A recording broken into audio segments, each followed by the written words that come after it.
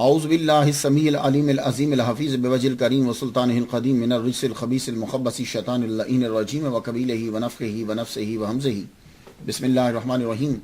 تمام نبیوں کے سردار حضرت محمد صلی اللہ علیہ وآلہ وسلم اور تمام مذاہب کے سردار دین اسلام کے پیروکاروں، سلام علیکم، طبتم، برکتیں اور رحمتیں آپ پر۔ حضور صلی اللہ علیہ وآلہ وسلم پر صلاۃ و سلام، اور آپ کے صدقے سے آپ کے ماں باپ جو دنیا کے عظیم ماں باپ ہیں ان پر بھی صلاۃ و سلام۔ آج کی گفتگو جو ہے وہ 77ویں مرحلے میں پہنچ گئی۔ ھذا رحمت من ربی، اور آج جس ہستی کو سرنامہ کلام بنایا ہے عبد الکریم بن حوازن بن عبد الملک بن طلحہ ابو القاسم قشیری شافعی استوائی رحمۃ اللہ علیہ۔ آپ کی ولادت جو ہے وہ ربیع الاول 376 ہجری جولائی 986 عیسوی، اور تاریخ وصال آپ کی 16 ربیع الثانی 465 ہجری 29 دسمبر 1072 عیسوی۔ اس حساب سے قمری سال کے مطابق ٹوٹل عمر آپ کی 89 سال جو ہے وہ بنتی ہے، 89 ایئرز۔ پیر پیرا غوث پاک عبد القادر گیلانی رحمۃ اللہ علیہ سے 94 سال قبل پیدا ہوئے، یعنی پہلے پیدا ہوئے۔ ان کے وصال کے 5 سال بعد غوث پاک جو ہے وہ پیدا ہوئے۔ امام قشیری داتا گنج بخش علی حجویری رحمۃ اللہ علیہ سے 24 سال بڑے ہیں، جنہوں نے کشف المحجوب لکھی، ان سے 24 سال بڑے ہیں، لیکن تاریخ وصال دونوں کا ایک ہی ہے، 470 ہجری۔ آج 2015 میں امام قشیری رحمۃ اللہ علیہ کو دنیا سے گئے ہوئے قمری سال کے مطابق 942 سال جو ہے وہ ہو چکے، اور آج بھی ان کا نام زندہ ہے۔ امام قشیری کا نام تصوف کے اندر ذکر کرنا کیوں ضروری ہے؟ وجہ یہ ہے کہ تصوف کی اصطلاحات کو تفصیل کے ساتھ اور آسان طریقے سے جنہوں نے سمجھایا وہ سب سے پہلے امام قشیری رحمۃ اللہ علیہ، اور جنہوں نے قرآن مجید کی تفسیر جو ہے وہ مکمل تصوف کے رنگ میں لکھی سب سے پہلے وہ امام قشیری رحمۃ اللہ علیہ۔ تو ضروری ہے کہ آپ کا ذکر جو ہے وہ کیا جائے۔ آپ ہی کی کتاب جو ہے الرسالہ قشیریہ، اسی کو سب نے ماڈل بنایا اور اسی کی پیروی کی تمام بعد میں آنے والوں نے۔ اور آپ کی کتاب لطائف الاشارات جو ہے، یہ جو تفسیر جس میں مکمل تصوف کا رنگ ہے، اسی کو نمونہ بنایا اور پھر آگے تصوف کے رنگ میں تفاسیر جو ہے وہ لکھی گئی۔ اس لیے امام قشیری رحمۃ اللہ علیہ کا ذکر کرنا جو ہے وہ ضروری ہے۔ عالم بعمل ولی کامل کی منافق عزت نہیں کرتا۔ تو جب آپ دیکھیں کہ کوئی آدمی عالم بعمل، اور جو عالم بعمل ہوتا ہے وہی ولی ہوتا ہے، اس کی عزت نہیں کر رہا، توہین کر رہا ہے، تو سمجھ آؤ کہ اس کا ایمان کامل نہیں ہے۔ تو آؤ ذکر اولیاء کریں، کیونکہ ذکر خیر بھی محبت اور عزت کی علامت ہے۔ سب سے پہلے ہمارا معمول جو ہے وہ یہ ہے کہ ہم نام پر گفتگو کرتے ہیں۔ تو نام عبد الکریم، یہ آپ کا اصلی نام ہے۔ آپ کا اصلی نام عبد الکریم۔ عبد، یہ لفظ آپ تو سنا، بہت مشہور ہے عبد، اللہ تعالیٰ نے اس کو بارہا استعمال کیا ہے۔ یہ مضاف اور غیر مضاف قرآن مجید میں 28 مرتبہ آیا ہے لفظ عبد۔ یہ لفظ عبد کا معنی عام بندے بھی ہوتا ہے، جیسے الحر بالحر والعبد بالعبد، سورہ بقرہ آیت نمبر 178 کے اوپر۔ اور انبیاء کے لیے بھی لفظ عبد استعمال کیا۔ یہ حضرت عیسیٰ علیہ السلام نے یہ کہا، انی عبداللہ یاتانی الکتاب، عبداللہ، سورہ مریم آیت نمبر 30۔ وَوَهَبْنَا لِدَاوُودَ سُلَيْمَانَ نِعْمَ الْعَبْدُ، اللہ نے کہا وہ نعم العبد ہیں۔ تو عبد کا لفظ نبیوں کے لیے بھی استعمال ہوا، حضور صلی اللہ علیہ وآلہ وسلم کے لیے بھی استعمال ہوا، سبحان الذی اسری بعبدہ۔ تو تینوں جگہوں میں لفظ عبد استعمال ہوا ہے، لیکن تینوں جگہوں پہ معنی مختلف ہے، معنی ایک نہیں ہے۔ ویسے تو ٹرانسلیشن کرتے ہوئے عبد کا معنی ایک کر دیا جاتا ہے، لیکن عبد کا معنی ایک نہیں ہے۔ تو سب سے پہلے تو یہ سمجھ لیں کہ عبد کا معنی ہے کیا۔ عام طور پر جو مراد لیا جاتا ہے وہ فوراً آپ کے ذہن میں آ گیا ہوگا، لیکن غور سے سنیے گا۔ عبد اس بوٹی کو کہتے ہیں، ایک خوشبودار پودا ہے کہ جس کو اونٹ بڑے شوق سے کھاتا ہے، اور جب کھاتا ہے تو پھر اسے پیاس لگتی ہے، پانی پیتا ہے تو وہ موٹا ہوتا ہے۔ یہ ہے عبد۔ اب جب اس کے بیسک معنی کے اندر یہ چیز آ گئی، خوشبودار پودا، اور اس کے بعد پیاس، پھر فربہی، یہ ہے اس کے بیسک معنی کے اندر۔ تو اس کے بعد پھر اب اس سے آگے اس کا استعمال شروع ہوا۔ تو عبد کے مفہوم میں پہلے تکلف ہے، تکلیف ہے، پھر نفع ہے۔ تو غلام کو عربی میں عبد کہتے ہیں، کیوں؟ اس لیے کہ اس کو اپنی آزادی میں مشقت اٹھانا پڑتی، اس کے بعد اس کے لیے آزادی اور نفع ہے. تو غلام کو عبد کہا جاتا ہے کہ اس کو پہلے مشقت ہے اس کے لیے، اس کے بعد آسانی. اور ہم اللہ کے بندے ہیں، اللہ کے بندوں کو بھی عبد کہا جاتا ہے. کیوں؟ اس لیے کہ جو احکامات ہیں اللہ جب حکم دیتا ہے تو وہ اس پر عمل کرنا مشکل ہوتا ہے، لیکن جب آدمی عمل کر لیتا ہے تو پھر اس کے لیے آسانی پیدا ہو جاتی ہے. میں بتاؤں آپ کو، آپ کبھی غور کیجئے گا قرآن مجید کے اندر جتنے بھی آمنو کے ساتھ ہیں نا احکامات بڑے مشکل ہیں، لیکن جب آدمی کر لیتا ہے تو اس کے لیے آسانی ہے. یا ایھا الذین آمنوا کتب علیکم الصیام، روزہ رکھنا بڑا مشکل ہے. یا ایھا الذین آمنوا لا تبطلوا صدقاتکم بالمن والعذاب، بڑا مشکل ہے. یا ایھا الذین آمنوا صلوا علیہ وسلموا تسلیما، نبی پر صلاۃ و سلام پڑھو، بڑا مشکل ہے. پڑھ کے دیکھیے صلاۃ و سلام. ٹھیک ہے. تو اللہ تعالیٰ کے احکامات جو اپنے بندوں کے اوپر ہیں بڑے مشکل، لیکن جب آدمی کر لیتا ہے تو اس کے لیے نفع ہے. تیسرا، تو عبد کا معنی ہر حال میں اللہ تعالیٰ کے قوانین کی پابندی کرنے والا، اسے عبد کہتے ہیں. اور عبد کا ایک معنی اللہ تعالیٰ کا انتہائی قرب ہے. یہ عبد کا معنی جو ہے یہ محمد مصطفیٰ صلی اللہ علیہ وآلہ وسلم کے لیے انتہائی قرب. اس لیے حضور صلی اللہ علیہ وآلہ وسلم کو جب قرآن مجید کے اندر عبد کہا گیا، باقیوں کو جب عبد کہا گیا کسی نہ کسی صفت کا ذکر کیا گیا، لیکن جب حضور صلی اللہ علیہ وآلہ وسلم کو عبد کہا گیا تو کسی صفت کا ذکر نہیں ہے، عبد ہی ہے. تو انتہائی قرب کے لیے بھی عبد آتا ہے. تو میں خلاصہ بیان کر دوں، عبد عام معنی میں بھی ہے، یعنی مشقت اٹھا کر آسانی پانے والا وہ غلام، پھر ہر حال میں اللہ تعالیٰ کے قوانین کی پابندی کرنے والا مومن، انتہائی قرب انبیاء کرام، اور ان میں سب سے زیادہ قرب محمد مصطفیٰ صلی اللہ علیہ وآلہ وسلم. تو عبد کا معنی سمجھ میں آ گیا. اب اس کے بعد دوسرا جو آپ کے نام کا حصہ عبد الکریم، یہ کریم اللہ تعالیٰ کے صفاتی ناموں میں سے ایک ہے. یہ اسم قرآن مجید میں حالت رفعی، حالت نصبی اور حالت جری میں سب میں ملا کر 27 مرتبہ آیا ہے. یعنی کریمن، کریمن، کریمن، یہ حالت رفعی نصبی جری میں کہہ رہا ہوں. زیادہ تر رزقن کریم، اجرن کریم آیا ہے، اور مقام کریم، زوجن کریم، عرش کریم، قرآن کریم، رسول کریم، یہ سب کریم ہے. تو سورہ انفطار 30واں پارہ آیت نمبر 6 پہ ہے، یا ایھا الانسان ما غرک بربک الکریم. تو یہاں بربک الکریم کے ساتھ جو کریم آ گیا تو اب اپنا نام عبد الکریم رکھنا صحیح ہو گیا، کیونکہ یہاں کریم رب تعالیٰ کی رب کی صفت بن کر آیا کہ وہ رب جو کریم ہے. تو عبد الکریم کا معنی اب ہوگا اللہ کا بندہ. تو آپ کا اصل نام جو ہے وہ عبد الکریم ہے. ہم اکثر لفظ بولتے ہیں کہ یہ کریم ہے، کریم ہے، تو کریم کا معنی کیا ہوتا ہے؟ تو عرب کریم اس کو کہتے ہیں جس کے اندر ہر قسم کی بھلائیاں، فضیلتیں اور شرف، ہر قسم کی خوبیاں، ہر قسم کی صرف بھلائی ہی بھلائی بھلائی اس کے اندر ہو، اس کو وہ کریم کہتے ہیں. تو اس معنی کے اندر یہ معنی اگر پرفیکٹ آتا ہے کسی کے اوپر تو لفظ تو صرف اللہ کی ذات کے لیے، کیونکہ اللہ کی ذات کے اندر بھلائی ہی بھلائی، بھلائی ہی بھلائی، فائدہ ہی فائدہ ہے. اب کوئی نہ مانے اور نہ مان کر سزا کا مستحق ٹھہرے تو الگ بات ہے، لیکن اللہ تعالیٰ کی طرف سے بھلائی ہی بھلائی، بھلائی بھلائی ہر ایک کے لیے. تو اس اور کریم کا معنی شریف، کریم کا معنی نجیب، کریم کا معنی سخی، کریم کا معنی نرم خو، کریم کا معنی آزاد. اور یہ جو لفظ ہے وہ اس معنی میں حضور صلی اللہ علیہ وآلہ وسلم کے لیے نہایت موزوں ہے، شریف، نجیب، سخی اور نرم خو کے. اور رزق کریم بھی آیا، عزت کی روٹی کو کہتے ہیں، وافر مقدار میں جو روٹی ہوتی. تو لیکن امام کشیری رحمۃ اللہ علیہ کا جو نام ہوا عبد الکریم، تو اس کا معنی ہوا کہ وہ اللہ کے بندے، وہ کریم جس کا ذکر بربک الکریم کے اندر ہے. کچھ بات سمجھ میں آ گئی؟ تو یہ آپ کے والد گرامی کا نام جو بن حوازن بیان کیا گیا ہے، یہ ہوزان بھی ہے ایک جگہ پہ اور حوازن بھی ہے، لیکن زیادہ تر میں نے واو کے بعد الف ہی پڑھا ہے. اب آ جائیے آپ کے نام کے ساتھ جو ہے وہ ابو القاسم آتا ہے. یہ ابو القاسم جو ہے کیا نام کنیت رکھ سکتے ہیں کہ نہیں رکھ سکتے؟ اب سوال یہ ہے کہ یہ سوال کیوں پیدا ہوا کہ رکھ سکتے ہیں کہ نہیں رکھ سکتے؟ نام ہے رکھو نہیں. اصل میں ایک حدیث مبارکہ جو ہے وہ ہمارے سامنے آ گئی.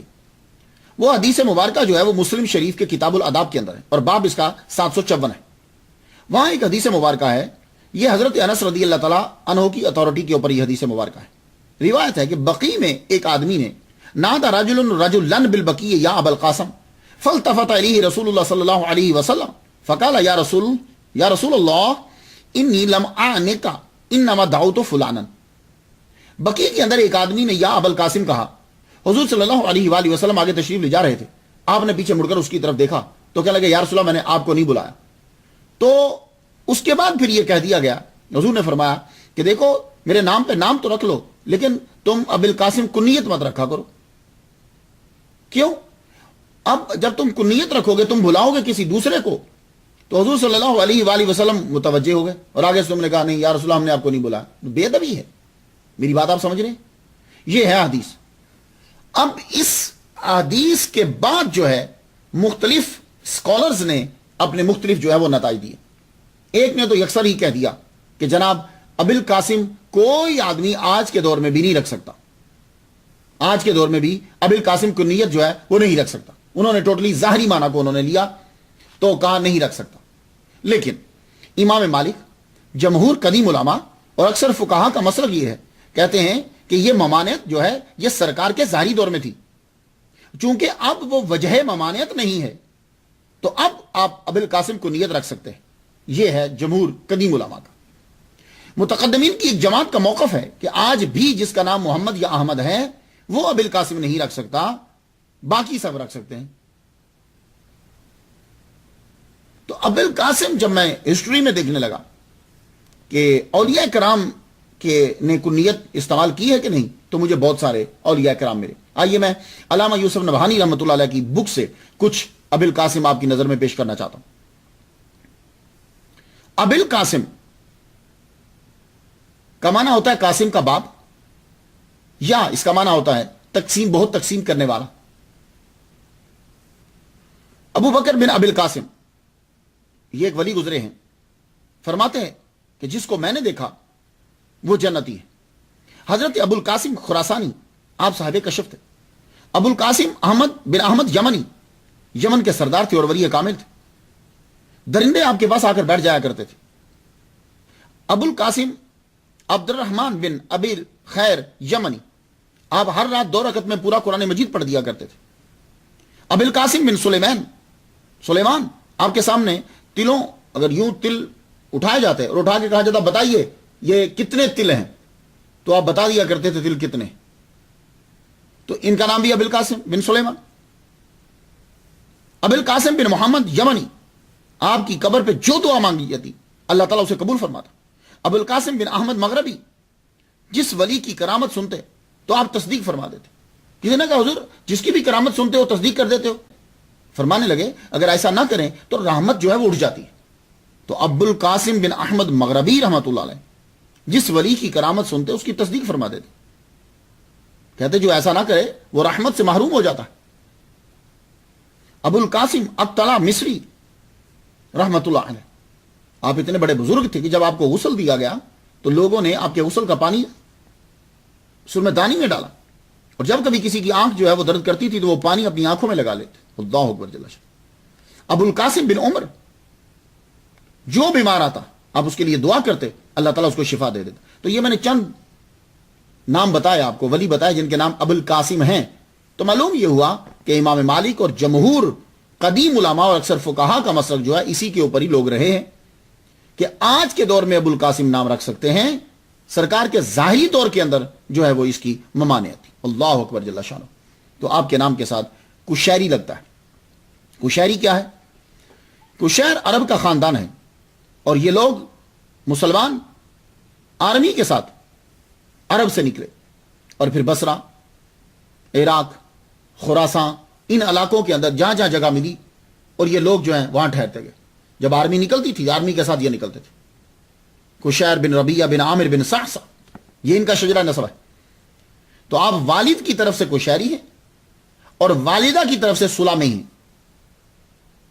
सुलामी सुलैम कबीला। आपके मामू अबू अकील सुलामी उस्तवा कस्बा के बड़े जिम्मेदार थे और ये इलाका जो है ये सारा खेती बाड़ी लोग करते थे यहां। तो आपके मामू की काफी जमीनें थी। तो आपके वालिद अगरामी ने सुलैम कबीला के अंदर जब शादी करी तो आपका ननिहाल जो है वो सुलामी आप बने वहां से, और यहां कुशैरी। अल्लाह अकबर जल्ल शानहू।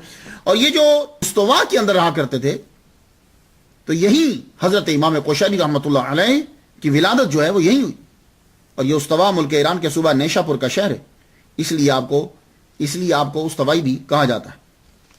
شافعی اشعری، امام قشیری رحمۃ اللہ علیہ فقہ میں امام شافعی رحمۃ اللہ علیہ کے پیروکار، اور فلسفہ میں اشعری تھے۔ آپ ابو الحسن اشعری رحمۃ اللہ علیہ کے پیروکار تھے۔ کیا بات ہے امام قشیری رحمہ اللہ کی کہ شافعی ہیں، اور ان کی تعریف کون کر رہے ہیں؟ داتا گنج بخش علی جویری رحمۃ اللہ علیہ، جو خود حنفی ہیں۔ یہ دیکھی محبت آپ نے دیکھی، شافعی ہیں، رفع یدین کرتے ہیں نا بھائی، تو شافعی ہیں اور حنفی داتا گنج بخش علی جویری رحمۃ اللہ علیہ ان کی تعریف اپنی کتاب میں کر رہے ہیں۔ یا ایک حکایت آپ کو میں بتاتا جاؤں، بڑی دلچسپ ہے، لطف آئے گا کبھی۔ حضرت ابراہیم بن مسلم سمادی حورانی دمشقی رحمۃ اللہ علیہ، بہت بڑے علامہ گزرے ہیں دمشق کے، اور سب نے آپ کو ولی کامل جو ہے وہ جانا ہے۔ آپ نے ایک مرتبہ اللہ تعالیٰ سے دعا کی کہ اللہ تعالیٰ مجھے 4 بیٹے عطا فرمانا، میں چاروں بیٹوں کو ایک ایک بیٹا ایک امام کا فالوور ہوگا۔ اللہ نے آپ کو 4 بیٹے عطا فرمایا۔ جو آپ کا بیٹا مسلم تھا جس کا نام رکھا، وہ مالکی اس کو بنایا، اور عبداللہ کو حنبلی بنایا، اور موسیٰ کو شافعی بنایا، اور محمد بیٹے کو حنفی بنایا۔ اللہ اکبر جل شانہ۔ تو بھائی دیکھو، حنفی رفع یدین اور آمین کہنے کے مخالف نہیں ہے، یہ بات یاد رکھنا۔ نا ان کی ایک دلیل ہے، مخالفت کی بنا پر مخالف عمل کو اختیار نہ کرو۔ بھئی یہ جملہ یاد رہ جائے، کیونکہ اکثر لوگوں کو میں نے دیکھا یہ جو آمین کہہ رہے ہوتے ہیں خود حنفی ہوتے ہیں، رفع یدین کر وہ خود سے چاہتے ہیں کہ ہم مجتہد بنیں اور خود سے ہم جو ہے وہ مسئلے کو اخذ کریں، جبکہ ان کے پاس اتنا نالج نہیں ہوتا۔ تو نام پہ جو ہے وہ گفتگو مکمل ہوئی، نام پہ گفتگو جو ہے وہ مکمل ہوئی۔ آئیے اب دیکھتے ہیں آباء و اجداد اور ابتدائی زندگی۔ مسلمان جب اسلام کی تبلیغ کے لیے آگے بڑھے، ان کے لشکر جب جاتے تھے تو کچھ لوگ وہیں رہ جاتے۔ عرب قبیلے آرمی کے ساتھ جب نکلتے وہ آباد ہو جاتے، بصرہ میں، عراق میں، خراساں، پھر آگے چلے، پھر ایران، اس طریقے سے پھر یہ افغانستان تک بھی آئے، پھر پاکستان، انڈیا۔ تو وہ جب یہاں رکتے تو مختلف کام شروع کر دیتے، کچھ تبلیغ شروع کر دیتے، کچھ بزنس وہاں شروع کر دیتے، اور کچھ جو ہیں وہ کھیتی باڑی شروع کر دیتے، جو جس کو کام آتا، جو ایزی لگتا وہ آگے بڑھتا جاتا۔ امام قشیری رحمۃ اللہ علیہ کے آباء و اجداد جو ہیں یہ بھی عرب سے ہی آئے ہیں۔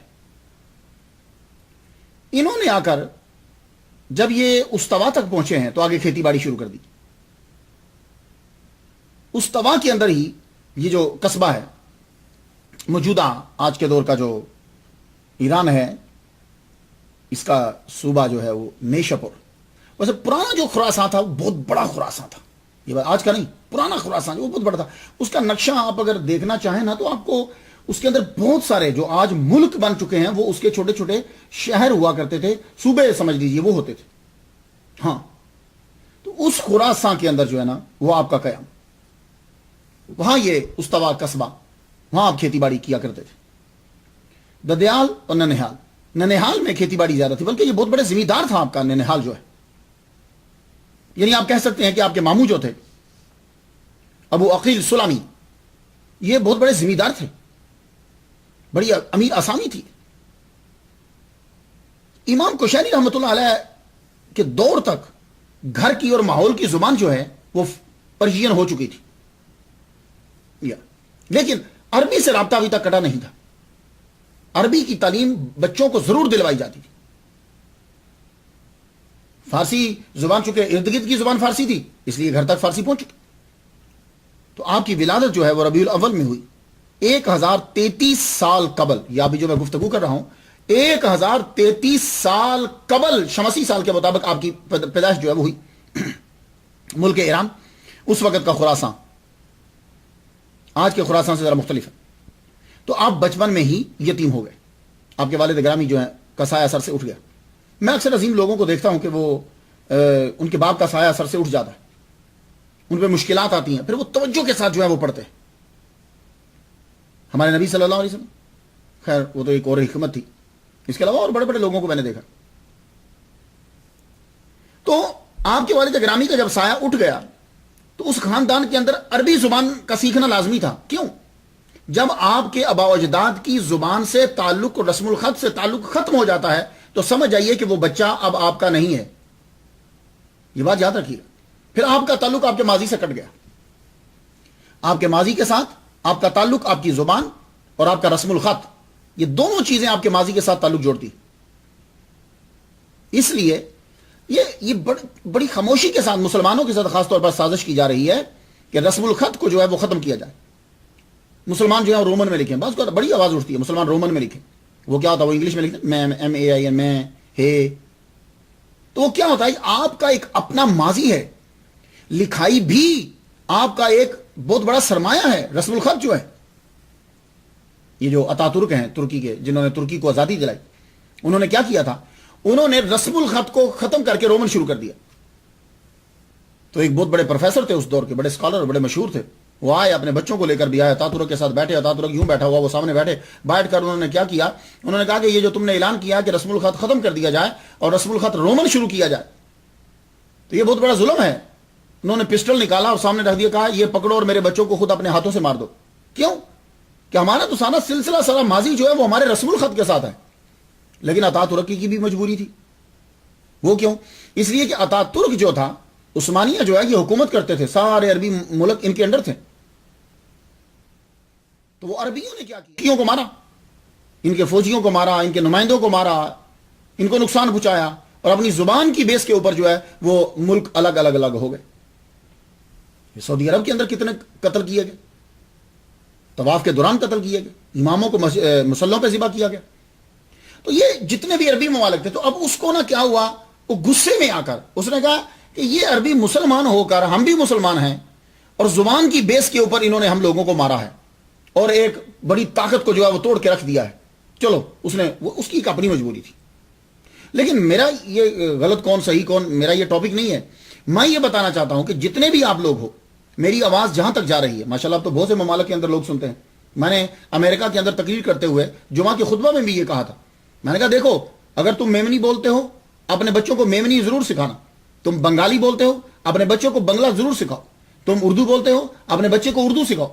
عربی بولتے کیوں؟ کہ تمہاری زبان اور تمہاری زبان کا رسم الخط جو ہے وہ ماضی کے ساتھ تمہارے تعلق کو جوڑے رکھے گا. جب بھی کبھی فاتح قومیں آتی ہیں، وہ سب سے پہلے آتے ہی تمہاری زبان کو ختم کرتی ہیں، کہ تمہاری زبان جب ختم ہو جائے گی تمہارا تعلق ختم ہو جائے گا. پھر تم وہی چیزیں جانو گے جو اس زبان میں ہیں جو تم بول رہے. تو امام کوشیری رحمۃ اللہ علیہ جب پیدا ہوئے تو آپ کے ماموں کو یہ بات پتا تھی. انہوں نے اپنے بیٹے کو ابو القاسم یمانی سے عربی ادب سکھایا کہ اس کو لینگویج سکھاؤ. اب وہ لینگویج جو ہے وہ سیکھی.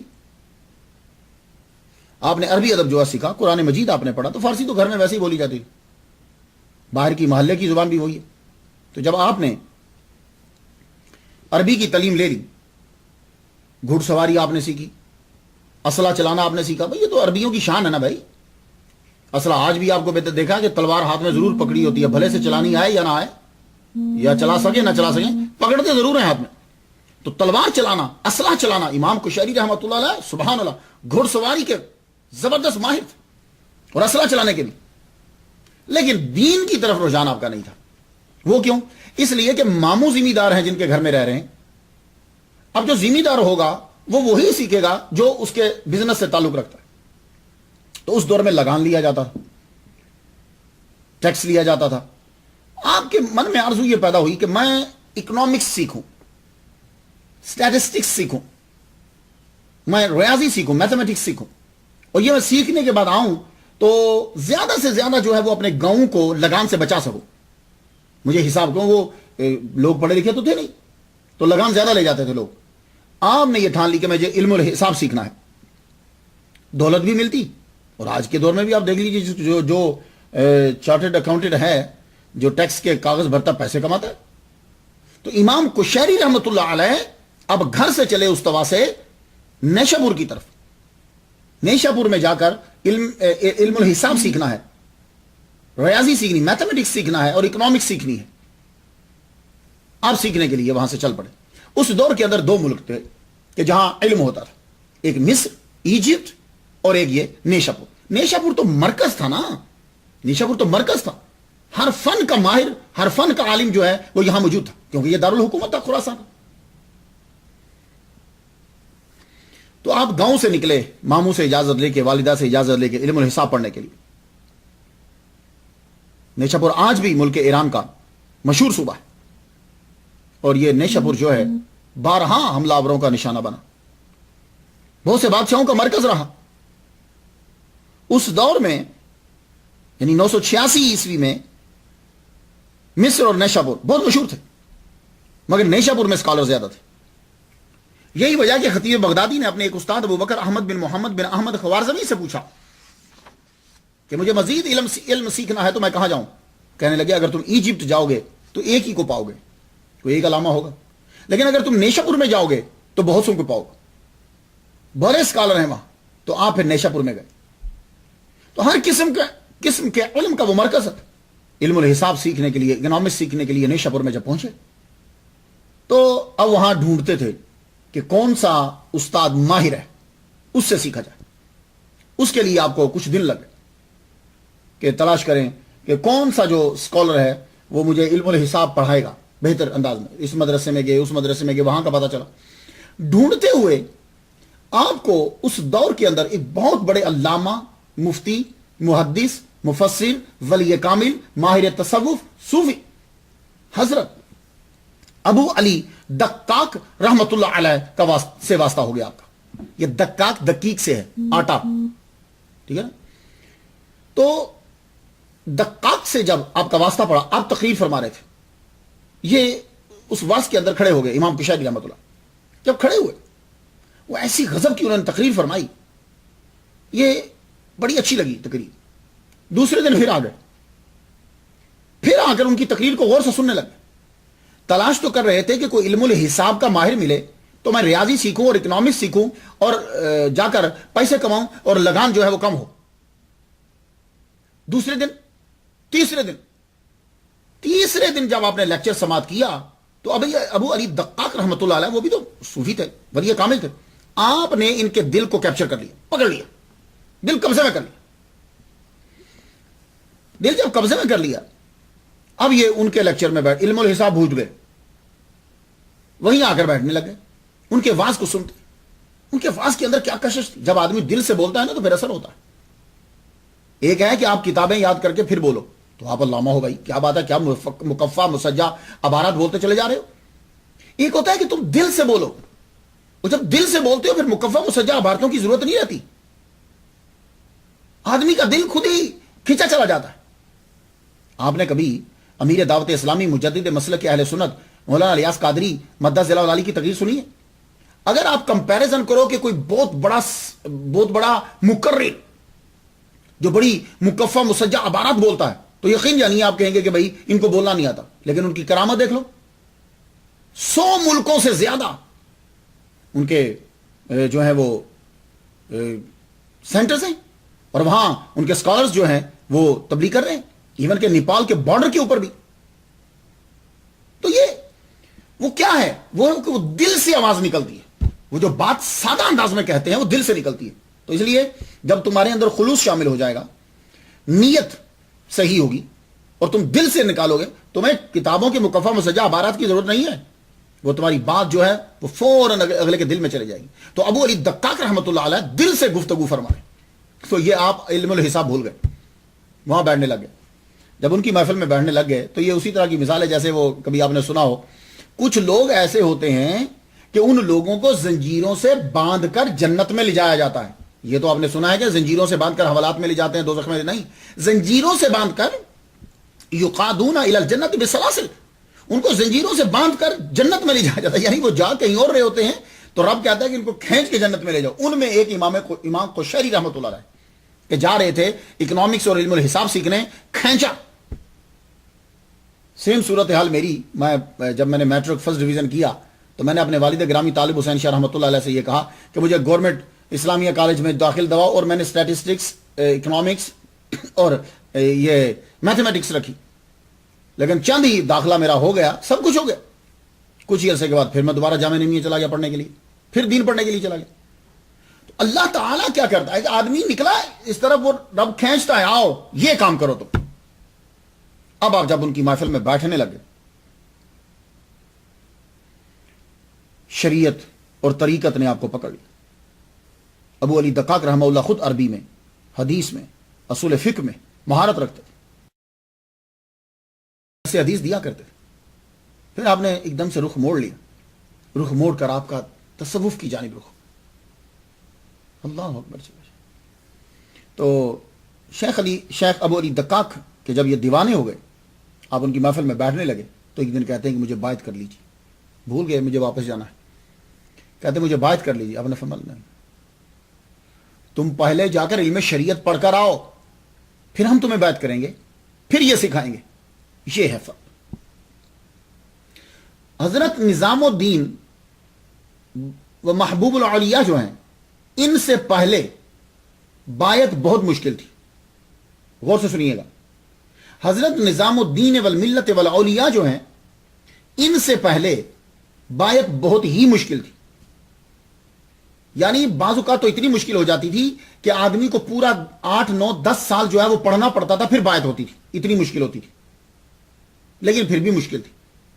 نظام الدین والملت والاولیاء نے بائعت کو آسان کر دیا۔ وہ کیوں کیا؟ آپ کی ایک لاجک تھی، ریزن تھی، اور وہ تقاضا تھا اس دور کا۔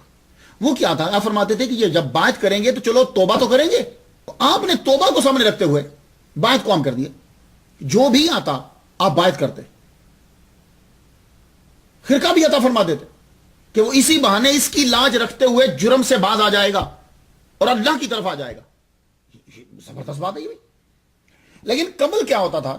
قبل یہ تھا کہ جاؤ جا کے پڑھو، تو بائعت بہت مشکل ہوتی تھی۔ آج کل تو خیر اور ہی آسان ہو گئی، اب تو ہم اسے کچھ کہتے بھی نہیں، ٹھیک ہے چل رہا جو چلنے دو۔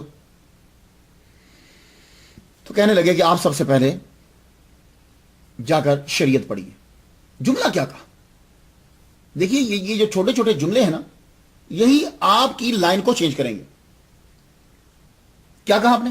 آپ نے کہا دیکھو بیٹا، طریقت کی بنیاد شریعت کے اوپر ہے۔ یہ جو صوفیاء ہیں، جو ولی کامل ہیں، یہ بیٹے ان کے بعد جو تصوف ہوتا ہے وہ سارے کا سارا اس کی بنیاد شریعت کے اوپر ہوتی ہے۔ پہلے علم شریعت سیکھ کر آؤ، اس کے بعد آ کر طریقت سیکھو۔ کچھ بات واضح ہو گئی ہے؟ تو جب یہ بات واضح ہے ان لوگوں کے لفظوں سے، اقوال سے، کہ جنہوں نے تصوف کو پھیلایا ہے، تو کیا پرابلم ہے؟ مجھے ہی سمجھ نہیں آتی ان لوگوں کی کہ ان کے ساتھ ان کی نفسیات کیا ہے کہ وہ آج کے جاہل لوگوں کو دیکھ کر اس پورے سلسلے کے اوپر اعتراض کر دیتے ہیں۔ کوئی بات سمجھی آپ نے؟ تو کہا کہ طریقت کی بنیاد شریعت کے اوپر ہے۔ سادہ لفظوں میں بول دوں جو آپ کو فیملیئر ہے، تصوف کی بنیاد قرآن اور حدیث کے اوپر ہے۔ جاؤ پہلے جا کے یہ سیکھو، اب آپ واپس آپ نے وہیں ماما سے اجازت بھی لی، گھر سے اجازت بھی لی، کہا مجھے علم الحساب نہیں سیکھنا، مجھے ریاضی نہیں سیکھنی، اکنامکس نہیں، مجھے دین سیکھنا ہے۔ اجازت دے دی انہوں نے، ٹھیک ہے، خوش ہوئے کہ عربی سیکھ رہا بیٹا ہمارا۔ انہوں نے یہ نہیں کہا نہیں نہیں یہی سیکھو تمہارا مستقبل بن جائے گا۔ وہ ماں باپ کا اللہ پہ توکل ہوتا تھا۔ تو ہم اپنے بچوں کو دنیا کی تعلیم سکھاتے ہیں کہ تمہارا مستقبل بن جائے گا، پیسے زیادہ کماؤ گے۔ نہیں، مگر ٹھیک ہے سیکھو۔ امام کشیری رحمۃ اللہ علیہ پھر سیکھنے کے لیے آگے بڑھے۔ علم الفقہ حضرت ابو بکر بن ابی بکر توسی رحمۃ اللہ علیہ سے علم الفقہ سیکھی آپ۔ ابو حامد احمد بن محمد اسفرائینی سے، ان سے بھی آپ نے پڑھا۔ یہ شافعی فقہ کے امام تھے۔ آپ کو جتنے اساتذہ ملے وہ سب شوافع ملے، تو اس لیے آپ نے فقہ جو سیکھی وہ امام شافعی رحمۃ اللہ علیہ کی فقہ سیکھی۔ امام ابو بکر جو ہیں ان سے بھی اصول فقہ پڑھا آپ نے۔ اصول شاشی، نور الانوار، یہ جو کتابیں اس قسم کی جو کتابیں ہیں، یہ ضروری نہیں کہ یہ کتابیں اس دور میں ہوں، خیر مطلب یعنی ان کتابوں کے اندر جو ہے وہ اصول فقہ وہ آپ نے پڑھے۔ اور یہ اساتذہ کتنے زبردست باادب ہوتے تھے۔ آج کل کے دور میں تو ایسے اساتذہ بھی نہیں ملتے۔ یہ جو آپ کے اصول فقہ کے استاد تھے، یہ اس کمرے میں سویا ہی نہیں کرتے تھے جس کمرے میں قرآن مجید پڑھا ہوتا تھا۔ کیوں؟ بس ان کا ایک اپنا ادب ہے، وجدان ہے۔ کہتے تھے بے ادبی ہوتی ہے، ہو سکتا ہے کہ کمر ہو جائے، ہو سکتا ہے کہ اس کی طرف ٹانگیں ہو جائیں، ہو سکتا ہے کوئی ایسا عمل ہو جائے کہ جو قرآن کی عزت اور تکریم کے خلاف۔ اور آج کل ہم اللہ اکبر جل شانہ، ہم قرآن مجید کو اپنی ٹانگوں کے درمیان رکھ کر، میں نے بارہا سعودی عرب میں دیکھا ہے لوگوں نے قرآن مجید کو ٹانگوں کے درمیان رکھا ہوا ہے۔ لوگوں نے قرآن مجید کو سامنے نیچے زمین پہ رکھا ہوا ہے، بعض لوگوں نے قرآن مجید کو اپنے تکیہ بنایا، سر کے نیچے رکھا ہوا ہے، اور بعض نے قرآن مجید کو وہیں رکھا ہے جہاں جوتے رکھے ہیں، وہیں اسی تھیلے کے اندر قرآن مجید رکھا ہے۔ یہ وہ چیزیں ہیں جو میں نے دیکھی ہیں اور آپ کو بیان کر رہا ہوں۔ تو وہ لوگ قرآن مجید کا ادب کتنا کرتے تھے، قرآن مجید کا ادب کہ یعنی جہاں قرآن ہے وہاں سو ہی نہیں رہے۔ ویسے کوئی فقہ کا مسئلہ نہیں ہے کہ اگر قرآن مجید اوپر پڑا ہوا ہے تو اس اوکے، لیکن یہ ادب ہے۔ اللہ اکبر جل شانہ۔ امام ابو اسحاق ان کے مدرسہ میں جانے لگے، یہ بہت بڑا مدرسہ تھا، یہ امام منطقی تھے، اصولی تھے، اور شافعی فقہ کے زبردست امام تھے، ان کے مدرسہ میں جا کے پڑھتے تھے۔ اور اکثر علماء جو علم الکلام اور علم الاصول کے ماہر نیشہ پور کے اندر، وہ سب ان کے شاگرد ہیں۔ امام بائحقی نے اسی مدرسہ سے پڑھا۔ ان کی کلاس کے اندر جا کر امام کشاری رحمۃ اللہ علیہ جو ہے وہ جا کر بیٹھنے لگے۔ اب جب بیٹھے اور پڑھے، وہ پڑھاتے اور آپ سنتے جاتے۔ یہ طریقہ کار آپ کو عرب ممالک کے اندر، ایون کہ یہ جو مغربی ممالک ہیں نا، جیسے یہ مراکش ہے اور یہ جو علاقے، یہاں یہی ہے۔ مراکش میں گیا نومبر میں، وہاں میں نے دیکھا وہ اسی طرح ہی ہے، ایک بیٹھ جاتا ہے، باقی سب جو ہیں وہ سنتے رہتے ہیں، بتا دیا جاتا ہے کہ آج یہ ٹاپک ہوگا، کچھ لوگ لکھتے ہیں، کچھ لوگ سنتے رہتے ہیں۔ آپ تو خیر کیمرے سے ویڈیو بنا لیتے ہیں، یہ چیزیں ساری بنا لیتے ہیں۔ سعودی عرب کے اندر اگر آپ چلے جائیں، مسجد نبوی کے اندر، مسجد الحرام کے اندر، اسی طرح وہ بیٹھا ہوا ہے، وہ پڑھا رہا ہے، باقی لوگ پڑھ رہے ہیں۔ کبھی کبھی یہ کتاب ہوتی ہے، کبھی کبھی وہ زبانی پڑھا۔ تو یہ طریقہ کار جو ہے وہ ہمارے ہاں ایسا نہیں، ہمارے ہاں یہ ہے کہ ہر ایک کے سامنے وہ کتاب ہے، اسی کتاب کو پڑھنا ہے، پڑھے۔ تو وہاں زبانی ہوتا تھا۔ تو امام جب پڑھا رہے ہیں ابو اسحاق تو آپ سنتے جاتے تھے۔ ایک دن انہوں نے پاس بلا کے کہا، بیٹے اگر لکھ لیا کرو تو بہتر ہے تمہارے لیے۔ کہنے لگے مجھے سارا زبانی یاد ہے، آپ نے جتنا آج تک پڑھا ہے۔ لگے اچھا، تو آپ نے وہ سارا سنا دیا، شروع کر دیا سنانا، تو آپ کو یقین ہو گیا کہ واقعی یہ صحیح کہہ رہے، اتنا اللہ تعالیٰ نے۔ تو ادھر امام کشیری رحمۃ اللہ علیہ علم شریعت پڑھتے جا رہے ہیں، اور آپ باقاعدہ طور پر حضرت ابو علی دقاق رحمۃ اللہ علیہ کی محفل میں بھی شامل ہوتے، وہاں بیٹھتے، ان کے بھی جب ان کا واز ہوتا تو آپ جاتے۔ لیکن کمال ادب ہے، اللہ اکبر جل شانہ، کمال ادب ہے، کمال ادب ہے۔ جب بھی آپ نے ان کی محفل میں جانا ہوتا، غور سے سنیے گا، آج کل تو وہ عقیدت بھی نہیں رہی اور وہ پیر بھی نہیں رہے، تو ادب کا تقاضا یہ تھا کہ پہلے ایک دن روزہ رکھتے۔ معلوم ہوتا کہ آج ابو علی دقاق رحمۃ اللہ علیہ واز فرمائیں گے، ان سے ملاقات کرنا ہے، تو اس سے پہلے ایک دن روزہ رکھتے۔ روزہ رکھنے کے بعد جب محفل میں جانے لگتے تو غسل کرتے، غسل کرنے کے بعد اب آپ جاتے۔ یہ ادب ہے۔ تو واز سناتے، اور ہمت کبھی کبھی تو ایسا ہوتا کہ ملاقات ہو جاتی، اور کبھی تو ہمت ہی نہ پڑتی، دروازے تقریر سن کر ہی پلٹ آتے واپس، کہ ہمت نہ پڑتی کہ میں آگے جا کے مل لوں ان سے۔ یہ ادب ہے۔ تبھی وہی شاگرد بڑے اعلیٰ مقام پر پہنچتے ہیں۔ ہم تو ان لوگوں کو عجیب سا سمجھتے ہیں نا، او یار کیا کرنا استاد ہمارے جیسے، یہ برابر کی بات کرو۔ ایسا کتابوں سے علم نہیں آتا، کتابوں سے علم آتا ہوتا تو انٹرنیٹ بھرا پڑا ہے، سارے امام بخاری بن جائیں۔ نہیں، کہ علم استاد کی نظر سے آتا ہے، استاد کا ادب کرنے سے آتا ہے، اللہ کے فضل سے آتا ہے۔ حضرت ابو علی دقاق رحمۃ اللہ علیہ کا واز سنتے، اور جب علم شریعت مکمل ہو گیا تو عرض کی حضور آپ بات کر لیجئے، تو آپ نے طریقت میں بات کر لی۔ تو ابو علی دقاق رحمۃ اللہ علیہ نے طریقت کسے سیکھی؟ آپ خود فرمایا کرتے تھے، ابو القاسم نصر آبادی سے، اور انہوں نے حضرت شبلی سے، انہوں نے حضرت جنید بغدادی سے، انہوں نے حضرت سری سقطی سے، انہوں نے حضرت معروف کرہی سے، اور انہوں نے حضرت داؤد طائی سے، اور حضرت داؤد طائی کی ملاقات بہت سے تبا تبعین سے، اور تبا تبعین نے تابعین سے، اور تابعین نے صحابہ کرام سے، اور صحابہ کرام نے محمد مصطفیٰ صلی اللہ علیہ وسلم۔ تو یہ ابو علی دقاق رحمۃ اللہ علیہ کے پاس فیض محمد مصطفیٰ صلی اللہ علیہ وآلہ وسلم، اور آپ کے جو پیر ہیں وہ ابو القاسم نصر آبادی رحمۃ اللہ علیہ۔ بات ہو گئی، ہر چیز آگے سے تیار تھی، شروع سے ہی تو دیکھ رہے تھے پیر کہ یہ آدمی کس طرح ترقی کر رہا ہے، اور خود گائیڈ لائن بھی دیتے ہوں گے۔ بات ہر چیز تیار تھی۔ اسی وقت خلافت خرقہ عطا فرمایا، اپنی بیٹی کا نکاح بھی کر دیا، آپ کی بیٹی فاطمہ، جبکہ خاندان کے اندر خود وہ آپ بہت بڑے مشہور بڑے عالم تھے، بہت نیک لڑکے اور قابل لڑکے تھے، لیکن نہیں، آپ نے اپنی بیٹی امام کشیری رحمۃ اللہ علیہ کو دے دی۔ اللہ تعالیٰ نے سب بیٹے انہی سے عطا فرمائے، اور خود یہ بہت بڑی عالمہ فاضلہ تھی۔ اور اس وقت امام کشیری رحمۃ اللہ علیہ کی عمر جو ہے وہ 29 سال تھی جب آپ کی شادی ہو، اور آپ اپنے مرشد سے اب رہنمائی لینے لگے تصوف کی۔ کچھ چیزیں ایسی ہوتی ہیں کہ جو مرشد ہی رہنمائی کر سکتا ہے۔ کیوں؟ مرشد اس دور کے تقاضے کو دیکھتے ہوئے مسئلے کا جواب دیتا ہے۔ مرشد بہت ضروری ہے، یہ بات یاد رکھیے، مرشد بہت ضروری ہے۔ وہ لوگ جو کہتے ہیں کہ مرشد کی ضرورت نہیں ہے، بس آ جاؤ ہمارے گھر میں گھس جاؤ اور تو نہ غلط ہے۔ مرشد ضروری، ہاں اس مرشد کا تعلق جو ہے وہ بغیر ختم ہوئے کٹے حضور صلی اللہ علیہ وآلہ وسلم کے ساتھ جڑنا چاہیے۔ یہی اعلیٰ حضرت عظیم البرکت الشام رضا خاں بریلوی رحمۃ اللہ علیہ مجدد وقت نے کہا۔ یہ بات یاد رکھیے، جب اعلیٰ حضرت عظیم البرکت الشام رضا خاں بریلوی رحمۃ اللہ علیہ جیسے آدمی کو نسبت کی ضرورت ہے کہ وہ جا کر ہاتھ جو ہے سید شاہ آل رسول کو دیں، تو یہ عام سڑک پہ پھرنے والا آدمی کیا یہ گھر میں گھس جائے گا اور سلسلے میں شامل ہو جائے گا؟ اس کو بھی پیر کی ضرورت ہے اسے۔ یہ بھی ایک بہت بڑا دھوکہ ہے۔ تو آپ کو رابطہ ٹھیک ہے، آپ کی غوث پاک سے عقیدت ہے، لیکن آپ کو فیض تب ملے گا کہ جب آپ ایک ایسی لائن کو پکڑ لیں یا ایک ایسی تار کے ساتھ کنیکشن جوڑ لیں کہ جو غوث پاک تک جاتی ہے۔ اور اگر آپ نے بیعت کی ہی نہیں، کنیکشن جوڑا ہی نہیں، ویسے ہی آپ جی میں بیعت ہو گیا ہوں، نہیں، تو بابا بلے شاہ رحمۃ اللہ علیہ فرمایا کرتے تھے کہ جس طریقے سے ایک عورت کو خامد کے تصور کے ساتھ بچہ نہیں نہ ہو سکتا، اسی طرح مرید کو پیر کا تصور نہیں کرنا، اپنا رابطہ جوڑنا ہے پکا۔ اب وہ رابطہ جڑنے کے دو طریقے ہیں، یا تو وہ پیر آ کے خود تم سے جوڑ دے ایک بات، یا یہ ہے کہ تم اس کے مرید اس کے مرید اس کے مرید اس کے مرید اور ایک ایسے کو پکڑ لو کہ جس کا تسلسل رابطہ جو ہے وہ پکا اس کے ساتھ جڑا ہوا ہے۔ تو یہ بات یاد رکھیے۔ تو امام کشیری رحمۃ اللہ علیہ نے اب اپنے پیر سے سبق سیکھنے، پیر سے شروع کر۔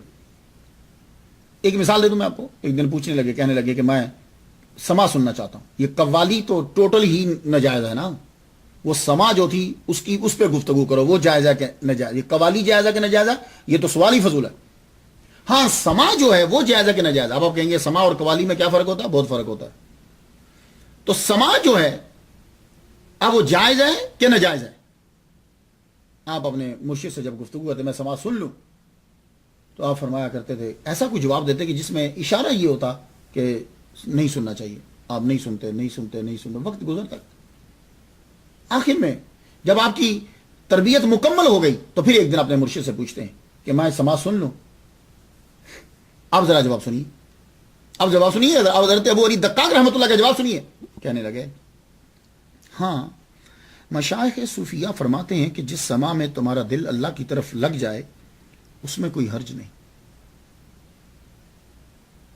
امام کشیری رحمہ اللہ نے خود باب باندھا ہے اور جملہ لکھتے ہیں کہ سما سے اکثر غلطی میں پڑنے کا احتمال ہوتا ہے، اس لیے عوام کے لیے پرہیز بہتر ہے۔ کچھ سمجھ میں آ گیا؟ عوام کے لیے تو میں جملہ عرض کر چکا ہوں کہ اولیاء کرام سما کو بطور دوائی استعمال کرتے ہیں، میڈیسن۔ سما بطور دوائی ہے، یہی سب کہہ رہے ہیں۔ اور قوالی اس کی تو گفتگو ہی نہیں کرو، اس کو تو ٹوٹل سننا ہی نہیں ہے۔ اب میں نام نہیں لینا چاہتا کہ ہمارے مسلم میں یہ نہیں، لیکن یہ آپ کو میں بتا دوں یہ قوالی ہیں۔ اب قائد کیا لگائی کہ جس کو سننے کے بعد آدمی کا دل اللہ کی طرف لگ جائے، یہ نہیں کہ وہ شراب پینے لگ جائے، اللہ کی طرف لگ جائے، اشارہ کافی آپ کو، اللہ کی طرف لگ جائے۔ تو پیر آپ کی تربیت جو ہے وہ فرماتے رہے۔ آخر سب نے جانا تو ہوتا ہی ہے، آپ کے پیر و مرشد ابو علی دقاق اور آپ کے سسر دنیا سے تشریف لے گئے۔ آپ نے ایک مدرسہ بنایا تھا، اس میں آپ ظاہری اور باطنی علم سکھایا کرتے تھے۔ اس مدرسے کو آپ نے 1001 میں اس کی بنیاد رکھی تھی۔ اس وقت امام کشیری شاید استوا میں ہی ہوں گے، پڑھنے آئے نہیں تھے، 15 سال عمر تھی ان کی۔ تو بعد میں جب آپ دنیا سے تشریف لے گئے تو امام کشیری رحمہ اللہ جانشین بنے، تو امام کشیری رحمہ اللہ نے اس مدرسے کی اور تشہیر کی، انتظام کو سنبھالا، تو اس کا نام مدرسہ کشیریہ رکھا۔ اب امام کشیری رحمۃ اللہ علیہ خود لوگوں کی تربیت فرمانے لگے، قرآن حدیث فقہ سب چیزیں آپ کو آتی تھی۔ تصوف آپ نے ابو علی دقاق رحمۃ اللہ علیہ جیسے ولی کامل سے سیکھا۔ اب آپ خطاب فرمانے لگے۔ آپ نے کیا کام شروع کیا؟ تقریر، تحریر तदरीस, तीनों काम शुरू कर दिए। इमाम कुशैरी रहमतुल्लाह अलैह खुताबात फरमाते, तकरीर करते। आपकी उम्र तकरीबन इस वक्त 30 साल के करीब हो चुकी है और मुर्शिद दुनिया से चले गए। मुर्शिद के होते हुए भी आपने तकारीर की हैं।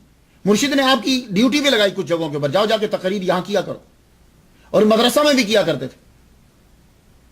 30 साल जब आपकी उम्र होगी तकरीबन दुनिया से चले गए। अबुल हसन अली बिन हसन ये कहते हैं कि आपका आवाज इतना पुरअसर होता था, उसको एक तशबीह, एक मिसाल दी आपने। कहते हैं कि इतना पुरअसर आपका आवाज होता था कि अगर पत्थर को रख दिया जाए तो पत्थर मोम हो जाए, क्योंकि इंसान के जो दिल होते हैं अल्लाह ताला ने इन दिलों को तशबीह दी है। सुम्मा कसत कुलूबुकुम मिन बाद ज़ालिका फ़हिय कल हिजारा, वो आयत ज़हन में आ गई कि जैसे पत्थर है, लेकिन पत्थरों में भी किस्में हैं।